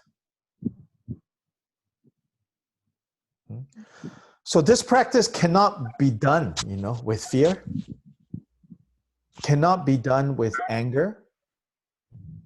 Like, oh, I need to get rid of this virus, I need to kill this virus, you know, go away, you know. It cannot be done that way. Even though she is wrathful. Parnashavari, later we see in the words here, it says she is very wrathful.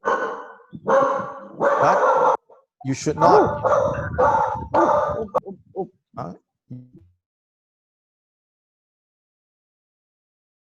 Patience, you know. You have to do this with, His Holiness said, with love and compassion for all beings that are suffering. And then with understanding about the nature of this virus. That this virus came as a result of our negative karma summoning them. Then the only solution is when we purify our negative karma. And how do we purify our negative karma? By using the secret level, the mind that realizes, that understands the true nature of this problem. Just like the explanation, you know, when the mind has gone out, that is dukkha. Not understanding that the mind has gone out, that is the cause of dukkha. Not knowing that your mind has gone out, that is the cause of dukkha. Dukkha ends when we know that the mind has gone out. Likewise, you know, we become free. We can powerfully, you know, contribute to the pacification of this situation. The more we understand the nature of this threat right now. So don't go poison your own mind. Reading things like, oh, this was created by this country, these people did that, that people did that, all those things. All wild speculations.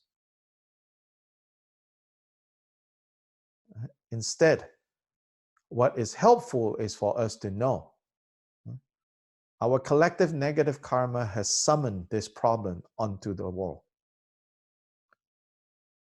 And you know what I talked about, you know, where did this negative karma come from, you know? Overconsumption, not caring about the survival and the continual existence of so many species have directly contributed to this. We have become weaker. The more diverse, you know, an ecosystem, then the stronger the entire ecosystem. But if one species within the ecosystem gets out of control and threaten all the others, then in the end, everything gets destroyed.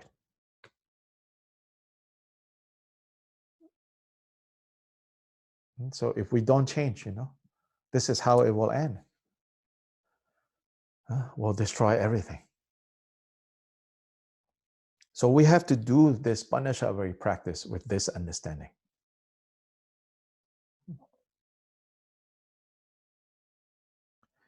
Now go to the front, the first verse. Briefly, I will say certain things, give some explanation. So it says, from the mandala of Dharmakaya's great bliss, you protect against dangerous diseases like epidemics and so forth, and the karma of untimely death. I pay homage to you, mother of wish-fulfilling activities.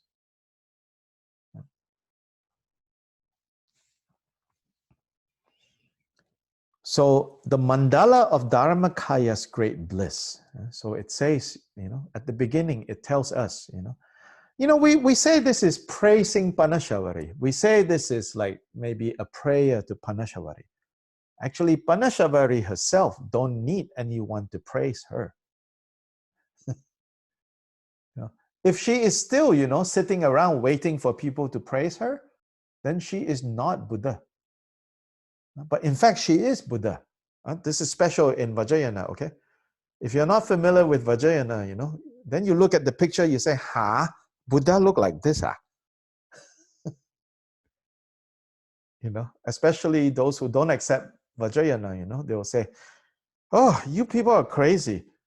Look at this picture. Look at this, Looks like a demon, in fact, You call that Buddha? Actually, Vajrayana says, Buddha, our mind, our narrow mind has no way to really completely understand what Buddha is. It's just that our superficial mind, we say, oh, Buddha is like this, Buddha is like this, Buddha is like this. But what Buddha is completely beyond the logical, the rational mind. And so in Vajrayana, Buddhas can appear in all kinds of forms. So here, even though on the relative level, she appears as this goddess who protect against dangerous diseases and epidemics and so forth, and the karma of untimely death. Her ultimate nature is always in Dharmakaya's great bliss.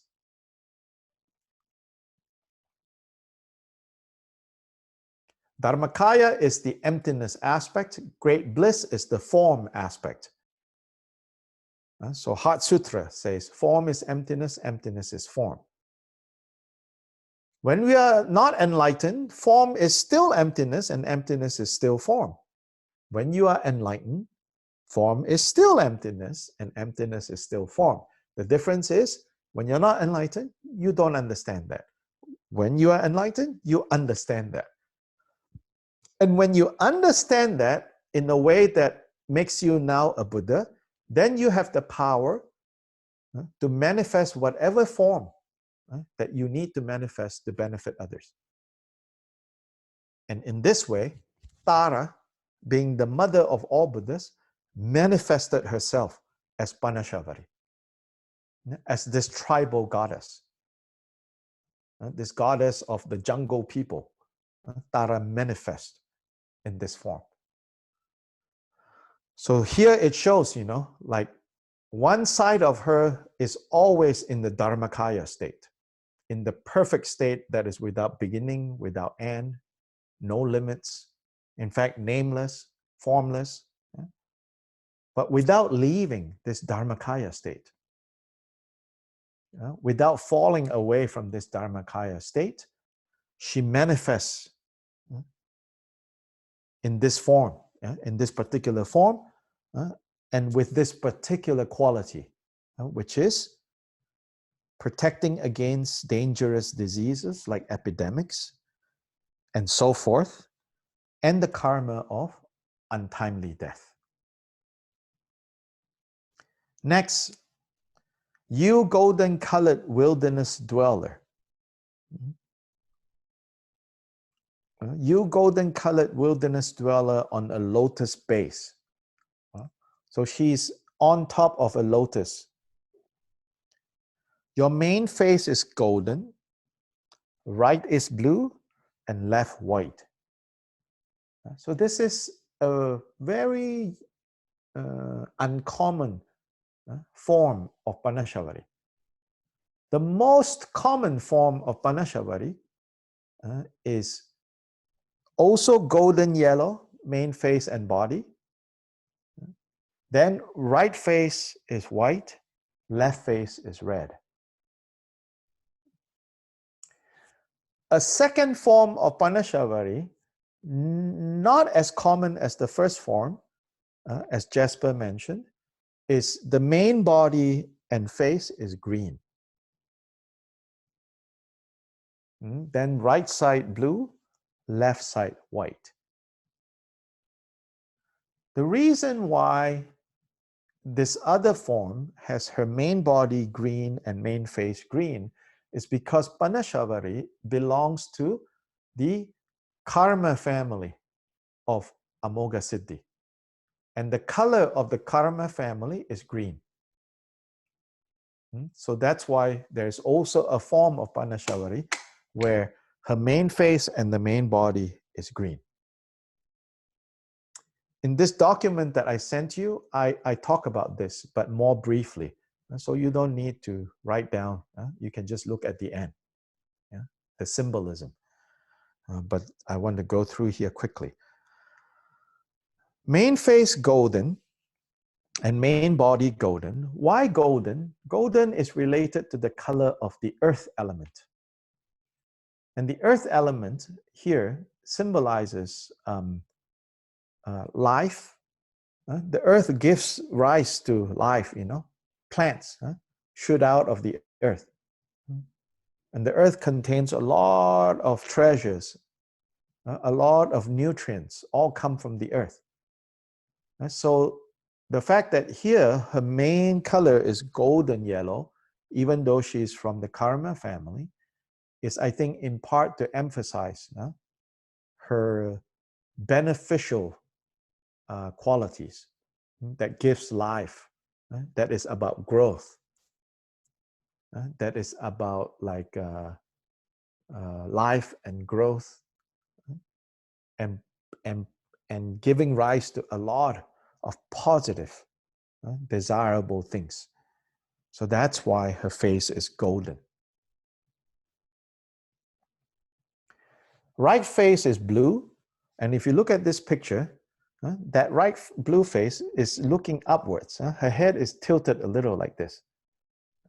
So that her right blue face is looking up and the left white face is looking down. Here is actually talking about what we already mentioned in the first verse, which is one aspect of her, the ultimate aspect, now represented with the blue face, because blue is the color of sky, and sky is the symbol of Dharmakaya. So her right blue face looking up to the sky tells us that she is never left the Dharmakaya state. Left eye, left face, white color looking down. The color white is the color of pacification, calming, cooling down. So her left face is looking down towards the 6 realms of existence and giving prashamani, right? I forgot. Pra is an intensifier. And that means greatly pacify, greatly calm down, greatly heal. So that's in the mantra, prashamani, right? So here, left face looking down is the activity of prashamani, all disease, all untimely death, all fevers, etc., etc.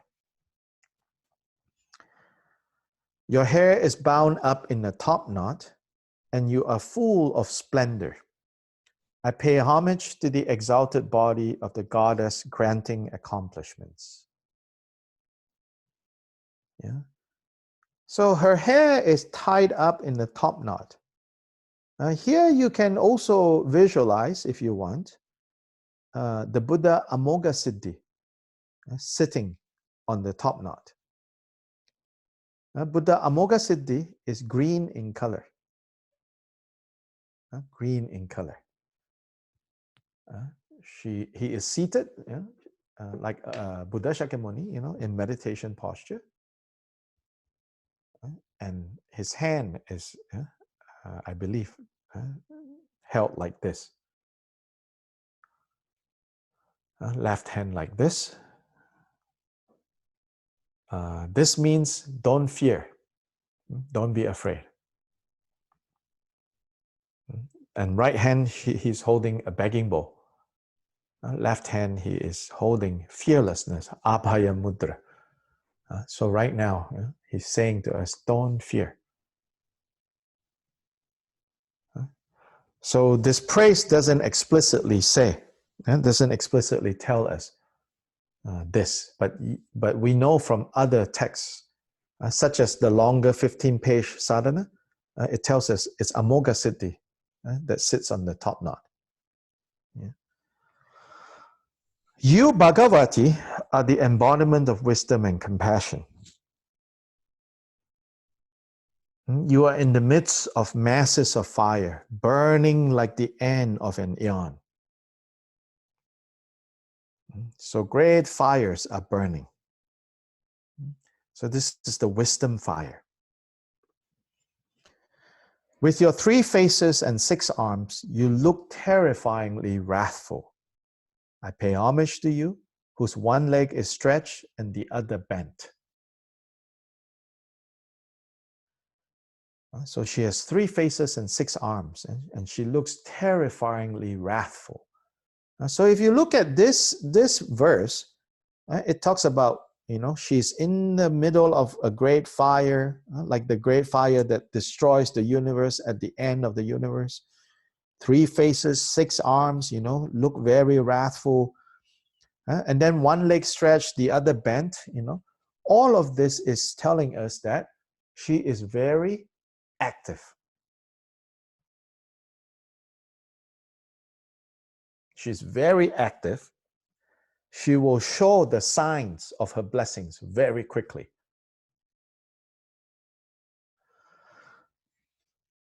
So you don't have to always see her, like one leg stretched, the other bent. As if, the goddess is stuck like that forever. But the goddess is not a statue, A statue, yeah, of course, is stuck like that. Whatever posture you make the statue is not going to move its legs. The tanka is not going to change. But here when it says, one leg stretched, the other bent, it's giving us an idea that she is moving. So she's active. So she's actively doing things to liberate beings from suffering. And so that's the meaning here. Even when we say that she is wrathful, we say 很愤怒. This doesn't mean that she is impatient. This doesn't mean that she's always angry. This means like she is very determined, very focused on helping. Wilderness dweller with exalted body clad in leaves. So I already explained the significance of the leaves, right?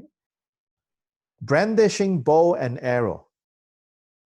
So first pair of hands, no, actually it's the last pair of hands that actually holds a bow and arrow.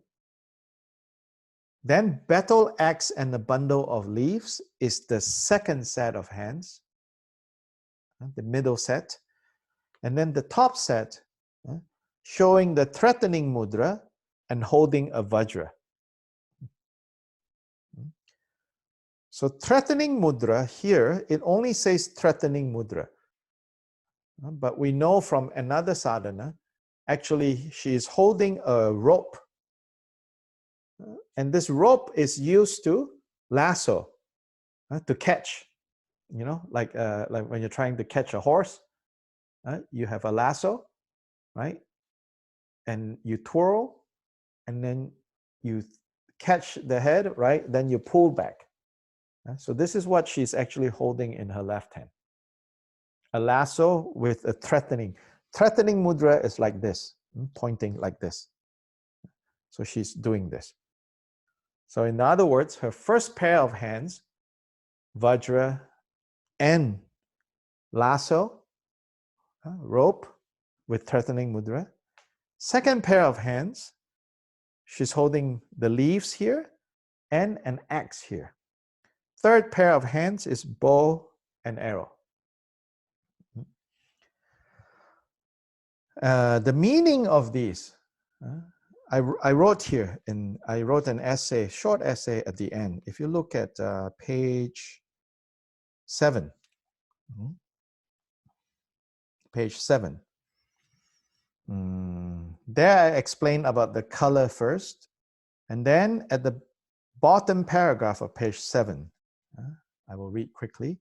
As for the special implements that she grasped in her 6 hands, the first 2 pairs hold a vajra and a lasso. The lasso in her left hand, which she holds with a threatening mudra, is the lasso and the thread of compassion. With compassion, she threatens, catches, and ropes in all the causes of infectious diseases. Then with the vajra in her right hand, she crushes, destroys the contagion that she has caught,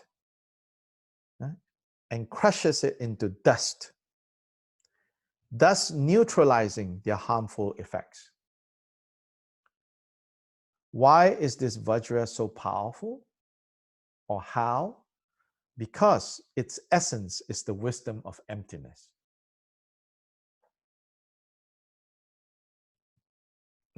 So you catch the virus with compassion,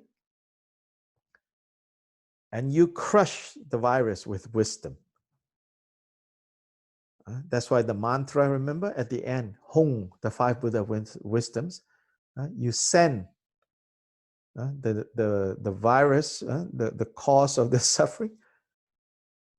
After you neutralize it with compassion, then you send it into freedom with wisdom. In her second set of hands hold a bunch of leaves in the left and an axe in her right. These are her instruments of curing and healing. The leaves here are medicinal herbs with powers to alleviate the symptoms of disease. They offer relief and coolness from the fevers and aches. The axe reminds us of her ability to use more forceful and intrusive means to cure. We can think of this as the necessary surgeries and cuttings that sometimes are needed for dire cases. So in summary, the implements in this second set of hands are related to her ability to skillfully use both soft and hard, peaceful and wrathful methods of healing and curing diseases.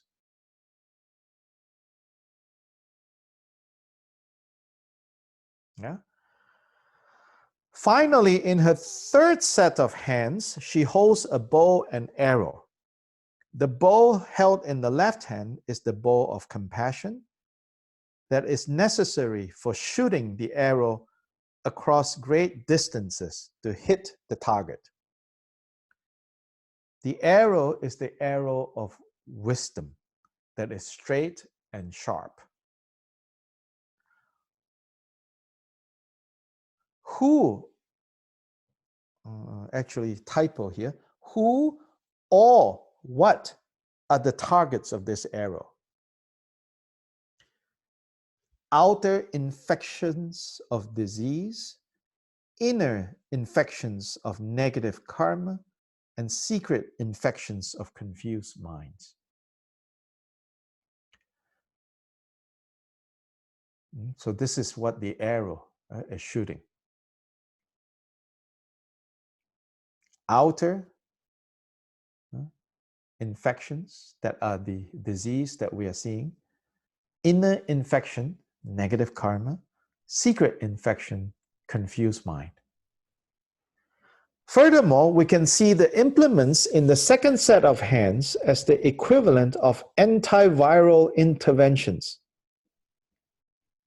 for fighting the virus once it has turned up in our bodies or in our environment. And the implements in the third set of hands as prophylactic measures to prevent the infections from entering our minds, our bodies, or vicinity. Yeah. So the bow and arrow represent like prophylactic. Prophylactic means, right, prevention. These are prevention to prevent the virus from even coming near us. So you use bow and arrow, to shoot, targets that are far so that they cannot come near. But then if they have already entered, then we have to use the healing leaves and the axe. So that's like, you can think of them as the antiviral, the medicine that you can give, or the things that you can do to boost the immune system to fight the virus that has already entered.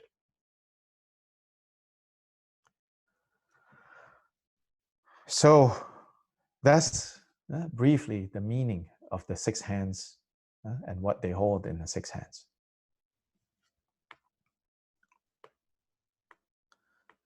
In the sadhana that you have, His Holiness said, if you are, not His Holiness said, but according to that sadhana, if you are visualizing yourself as Parnashavari, then during the mantra recitation, from the heart of Amoga Siddhi, sitting above your head, right?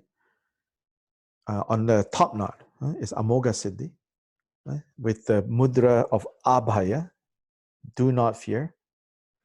From his heart, nectar is flowing down into our body. Our body is in the form of this six-armed goddess, but our entire body is filled with nectar, so that all the inner negative karma that is summoning the disease, then the secret infection of confused mind, everything is flushed out, washed out. Then in that way, outer and inner will be protected. Then he's in the sadhana, it also says, and if you want to do this to protect a particular area that is being threatened by a disease, or a particular country, a particular region, he said, then you visualize Parnashavari standing above that place. And again, from Amoghasiddhi's heart, the nectar flow and fill up the entire body of Parnashavari. And then from Parnashavari's body, this nectar comes down and goes into the whole area. So for us, especially if we have not yet received the empowerment of this deity, then maybe no need to do that, 15-page sadhana. Because there you have to visualize yourself as the deity. And they say, if you have not received the empowerment, maybe not so effective to visualize yourself as the deity. So here what you can do is you visualize, you think, when we say visualize, really what we're saying is you think, you imagine. But when you imagine in this way, then the actual Tara comes. It's like tuning a radio into the right frequency. Then the music comes and the sound can come through. So you do this prayer and you think of Parnashavari, you think of Tara. Then from there, from the Amoghasiddhi's heart on top of her head, nectar fills her completely, and then that nectar comes into you and fill you completely with the nectar. So that externally you are protected by an armor of the nectar. Internally, the inner and the secret infections are flushed out of your system. So then outer and inner, you are protected. Then, so maybe you chant, one round of your mantra, 108 or 111, thinking like this, protecting yourself. Then do another round or 2 rounds, thinking now, Parnashavari is above our whole earth, right? But she's huge. She's even way bigger than the whole earth. And she is in the space above the whole world. And then from there, again, the nectar flows. And now covering the entire world that is now being threatened by this one virus. And you can think, flowing down, flowing down. Now we are doing this for others. Especially if you have friends who are older, health not so good. Especially if you have friends who are nurses and doctors who need to be in the front line of helping others. Especially if you have friends with work and jobs that they have no choice. They have to continue to do. And therefore are exposing themselves, to this threat. Particularly for these people, we need to do more prayers for them. And I know some of you, here are in the medical field. So we are thinking of you. We are praying for you because you are on the front lines, And then we also should pray for everyone who is involved in helping to minimize the suffering that is being caused by this disease.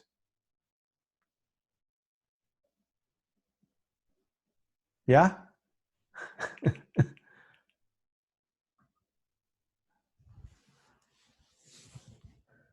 Questions, comments?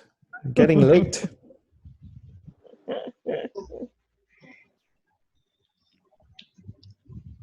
They have unmute. You can now, everyone, anyone.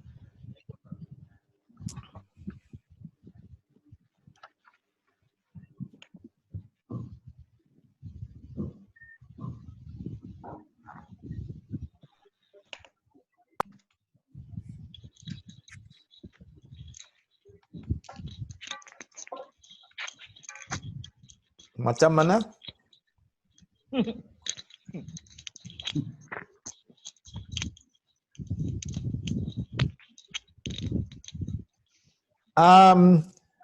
While you think of the questions, I want to add this. Of course, all practices are effective and powerful. If you attend this and then after this you're like, I don't know, yeah, that's a nice idea.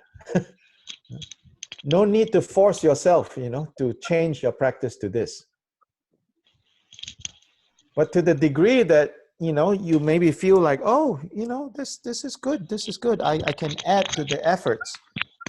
I can concentrate my effort, or at least give some of my effort to this particular aspect, to this particular manifestation.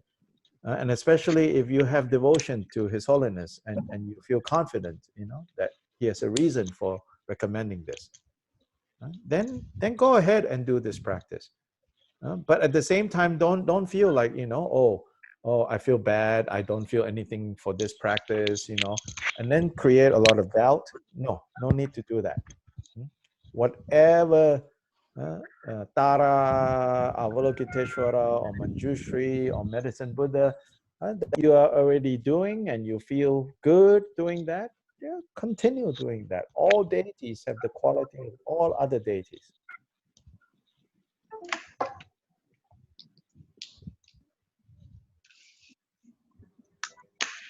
I have a question. Yes.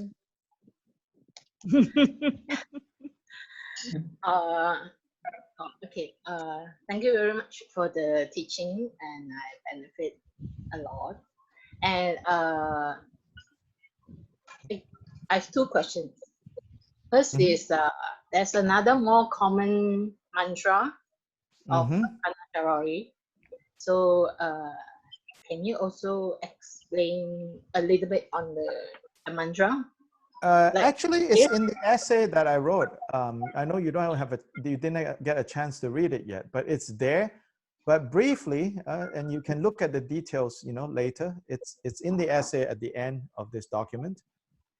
The more common mantra is the same at the beginning. Om Pisachi Parnashavari Sarva. And instead of Mari is Jwara. Jwara, Prashamani, same. And then instead of Hung is Swaha. Om Pisachi Parnashavari Sarva Jwara Prashamani Swaha. Swaha is almost like Amen. Like Christians and Muslims, Amen, Amin, yeah, which means so be it, may it be so. Swaha means, may it be so, may it become true. Then Sarva Jwara, Sarva is the same, all. Jwara is fever. So now it's the calming of fevers. Yeah.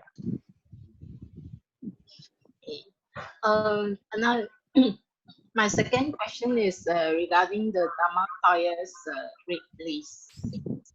I can understand the relationship between Dhammakaya and emptiness, but on the aspect of the relationship between great bliss and the form. relationship of what? Great bliss.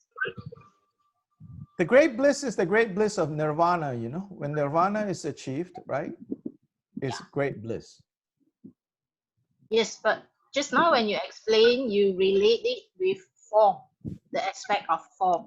Yes, so Dharmakaya often, when people say Dharmakaya, often people think it's just emptiness. Mm. But Dharmakaya is not just emptiness, you know. They say like Dharmakaya or Buddhahood, right? Sometimes you can use the example of space because the example of space can communicate certain qualities of the Dharmakaya. The most obvious example, space not up in the sky, you know, like space. Yeah. So why space is a good metaphor or simile for the Buddha state or the Dharmakaya is that it has no obstruction. It has no up or down, here or there. It has no reference point. You cannot say space begin here and space end here. You cannot say space is here but not over here. So that's the emptiness aspect. Yeah. But unlike space, yeah, Dharmakaya or Buddha, yeah, has awareness. This awareness, when it is confused, it's dukkha. When it is free from confusion, is mahasukha. Great bliss.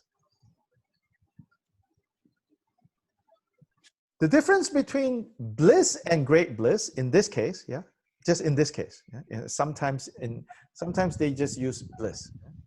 But the difference between here, why mahasukha, great bliss, is sukha is just the superficial happiness that we are all looking for right now. That kind of happiness is unreliable. It comes and goes. Mahasukha is only possible when this awareness recognizes itself as awareness. Back to the forest tradition.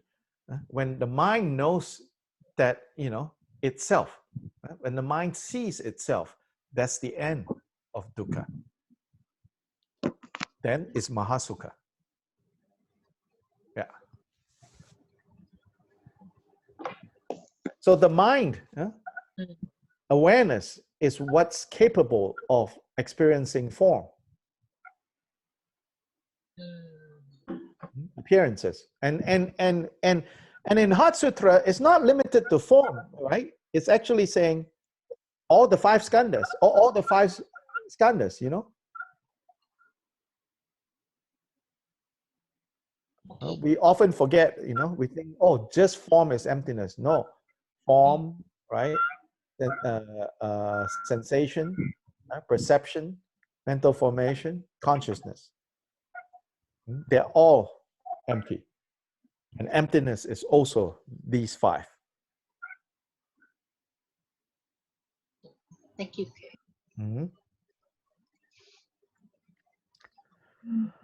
This is pointing out nature of mind, you know.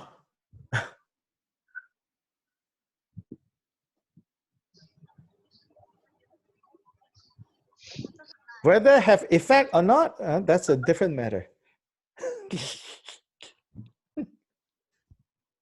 What do you mean by Probably no effect because the one doing the pointing out is, you know, not very clear. Then the one trying to get pointed out also a little bit blur, but maybe a little bit of blessing is there.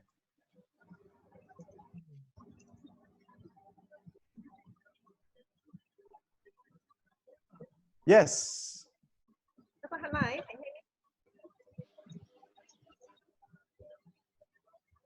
Yes. Just curious, why should the what they call Parnashavari Shabri. manifest as a female in a female form? Why Parnashavari is in a female form? Yeah. Same thing you can say, you know, why Buddha Tara. Tara. male form, you know.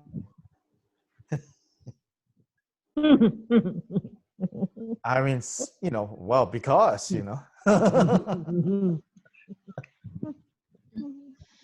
and as Tara also, you know, Tara made a promise, you know, like in all lifetimes, everywhere, she will always appear as female. Yeah. You know. Then medicine women are very powerful, you know, in ancient societies. There's a lot of medicine men, you know.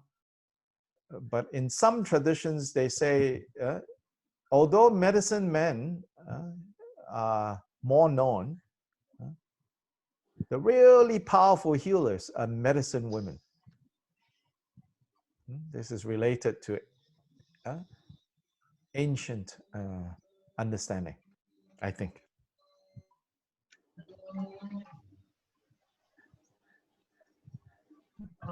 You on the line, just want to raise some questions.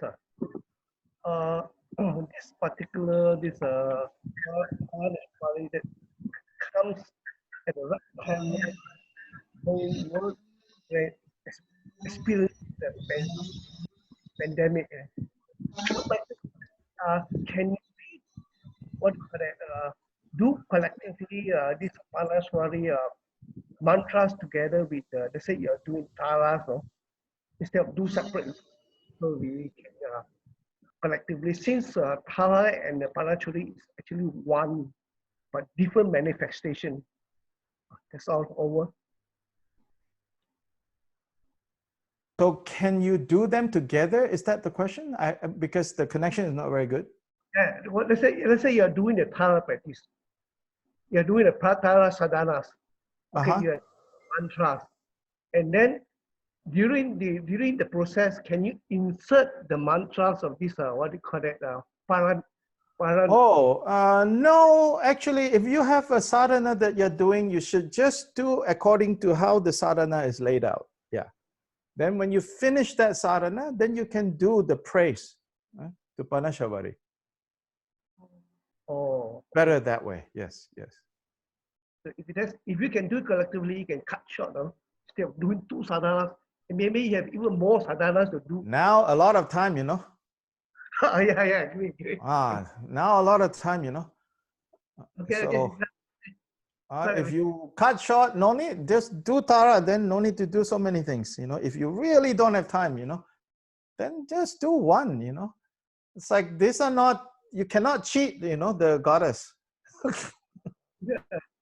In fact, you know why you cannot cheat the goddess? Yeah, in fact, this holiness is actually the Dalai Lama has encouraged. I mean, you know, no, the question, you know why you cannot cheat? It's not possible to cheat the goddess. Okay, can you elaborate on that? Do you know why it's not possible to cheat the goddess? Cheat, what I mean by cheat is, you know, the idea that, oh, if I can combine, then I can do faster, you know, then, you know, then I have more time to go do other things, you know. That's like kind of like trying to get your, you know, like bargaining, you know, with the goddess. So I said, you cannot cheat the goddess. What do I mean when I say you cannot cheat the goddess? Why?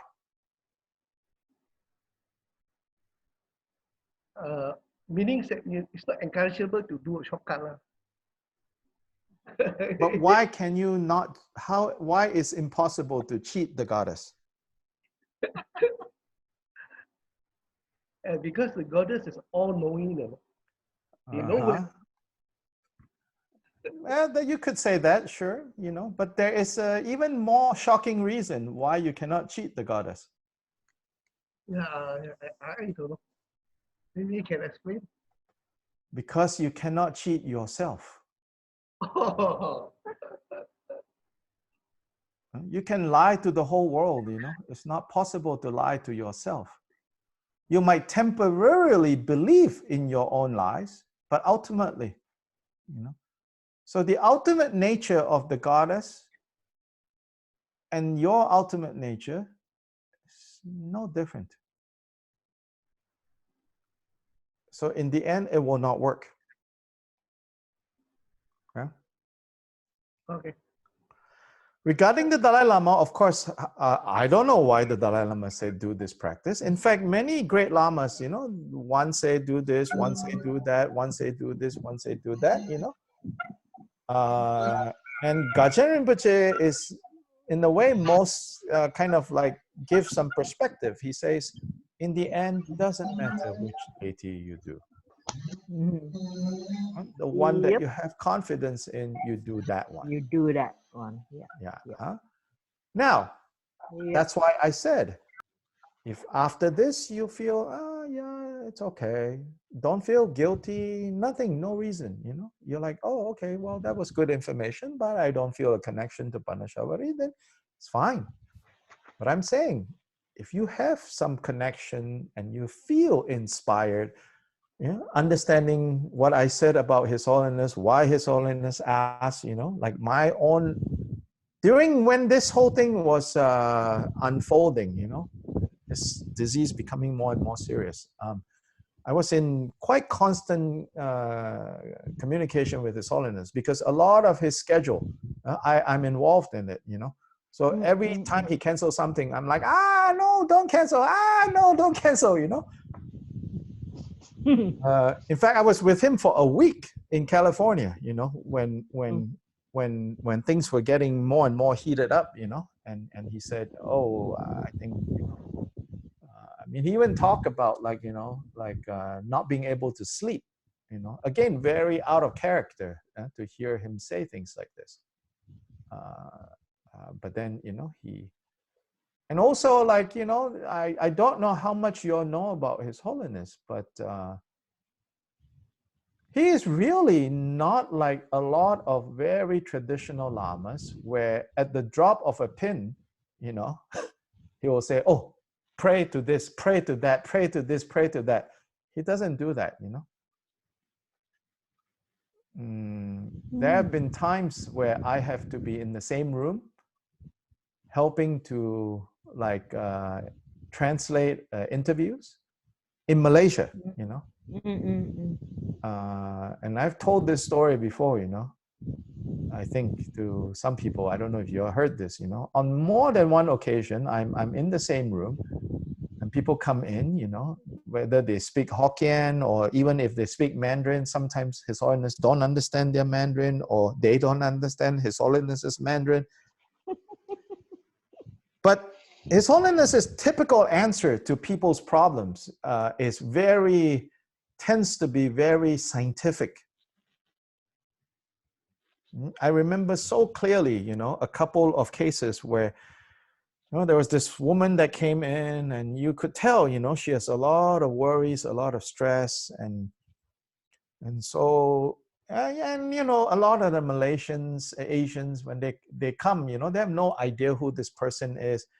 They almost treat like His Holiness is like some tangki, you know, just go and muisu, you know, like, oh, I have this problem, you know, what should I do, blah, blah, blah, you know. They're not there interested in Dharma. They want a quick fix, you know. So these people come in and they're like, oh, suhu, blah, blah, blah, blah, blah, blah. And then one, she's like, my I don't know, she's like, you know, my family, we have so much problems, and this and that. And then she said, and Holiness said, oh, okay, what problems? And I said, oh, my son, you know, like, so this is an older woman, so the son is a grown adult, you know. So, oh, my son, you know, everything he does, you know, is not successful. He's still not married. He lives with me, and he's always like not interested in anything, and always stay in the room, and you know. And then of course Malaysian style, it's like, you know, then in Hokkien, you know, she said, you know, That means like if you all don't understand this, it means like, is he possessed? Like there's some black magic, Then His Holiness said in Chinese, when I explained in Mandarin, then His Holiness said in Mandarin, 有去看医生吗? Then this woman, I say, 属公的看路君啊, he said, huh? Then Holiness said, 要去看那个心理的医生哎. You have to go see a psychologist. So the woman, was like, and then she switched to something else, It's like maybe she doesn't like the answer, She was hoping that Holiness will say, oh yes, there's 3 ghosts, one in front, 2 behind. Then she immediately switched. I remember this so clearly, She said, Fa Wang, 我被困哈，唔知这几日真正一疼咯就her back, she said back pain and she cannot sleep, Then Holiness kind of looked at me and then look at her and then he said, 枕头要换一下我看。So it's like, check your pillow, maybe you need new pillows,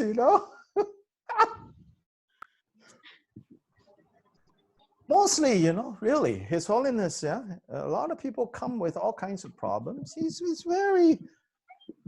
not like the old style Lama. Oh, yeah, do this prayer, do that prayer, do this, do that, Again, this time it really surprised me. It really surprised me. He said, Parnashavari.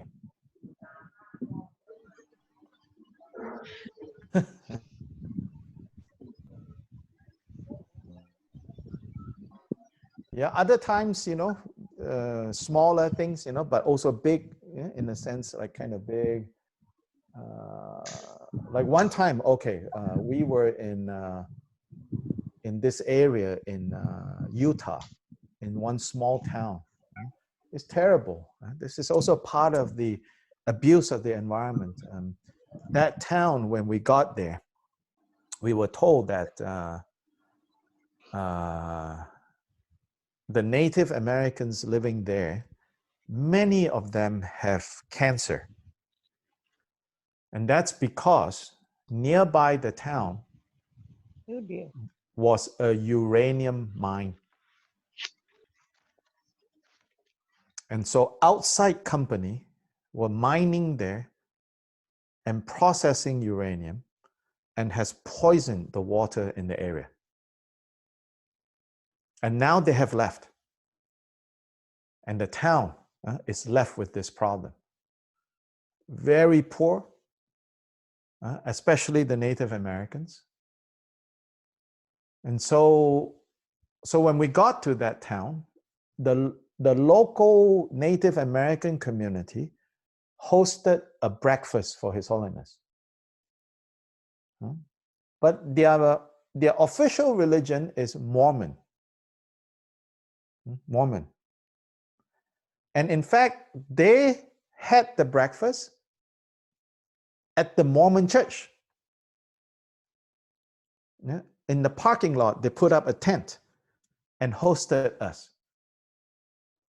And the Mormon church missionaries, 2 young guys, was there to help set up tables. They're really, Mormons are very nice people, Yes, they want to convert people, but they're also very nice, very respectful. I cannot imagine, Can you imagine, like our temples hosting some Christian priests? Not that the Christian priests will come to our temples, They think we are worshiping devil. But really, like in here, like the Mormons, like, oh yeah, you can use our church, Not only that, they provide, help. These two young Mormon missionaries that are there, assigned to that area, they came to help. So these Mormon Native Americans came, so then explained to His Holiness, and and asked His Holiness, please, pray for us, give us blessings. They asked for that before we eat. And they said, can you please do prayers and help us? And His Holiness said, not to them, of course, but to us, and He said, what are prayers going to do, I mean, He said that. He said, this situation, everyone is poisoned, What can prayers do? He said. Of course, we did prayers, Of course, prayers can help, but my point again is that His Holiness is not, like in La La Land,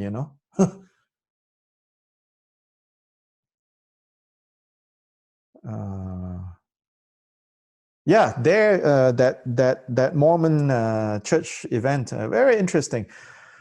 After the prayers and everything, His Holiness had this, protection cord, and they wanted, they say, can we have something? And so His Holiness gave them protection cord. So these Native Americans, they came, Then some of them from across the street saw this was going on. They came also, and then they asked for protection cord for their wife, for their kids, Then these two Mormon missionaries, So I was the one, giving out cords. Then I was thinking, I better not give these two, because they're Mormon missionaries, But they came up to me and asked for it. So I just want to say, like Mormons, they're very respectful, even if they don't, they don't believe.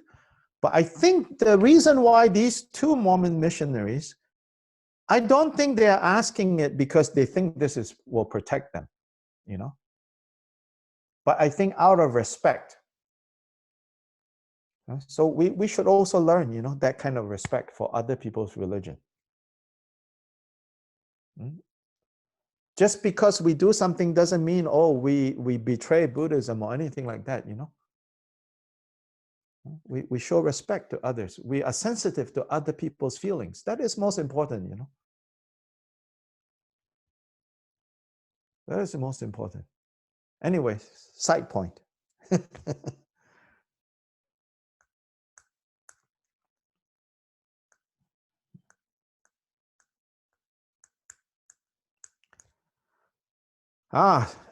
Almost midnight for me. Almost lunchtime for you. So together, let's say the dedication at the end in English. On page 4 of the short text. By the power of this virtue, may I swiftly accomplish Parnashavari, establish all migratory beings without exception, that very same state. Okay. Thank you very much, Guru. Thank you for your time. So I also want to mention to everyone here, and we will send out that information. And if you somehow know you are not in this information loop and you would like to get this information, then catch hold of someone that you know is in the information loop. Basically, now every morning, my morning, your evening,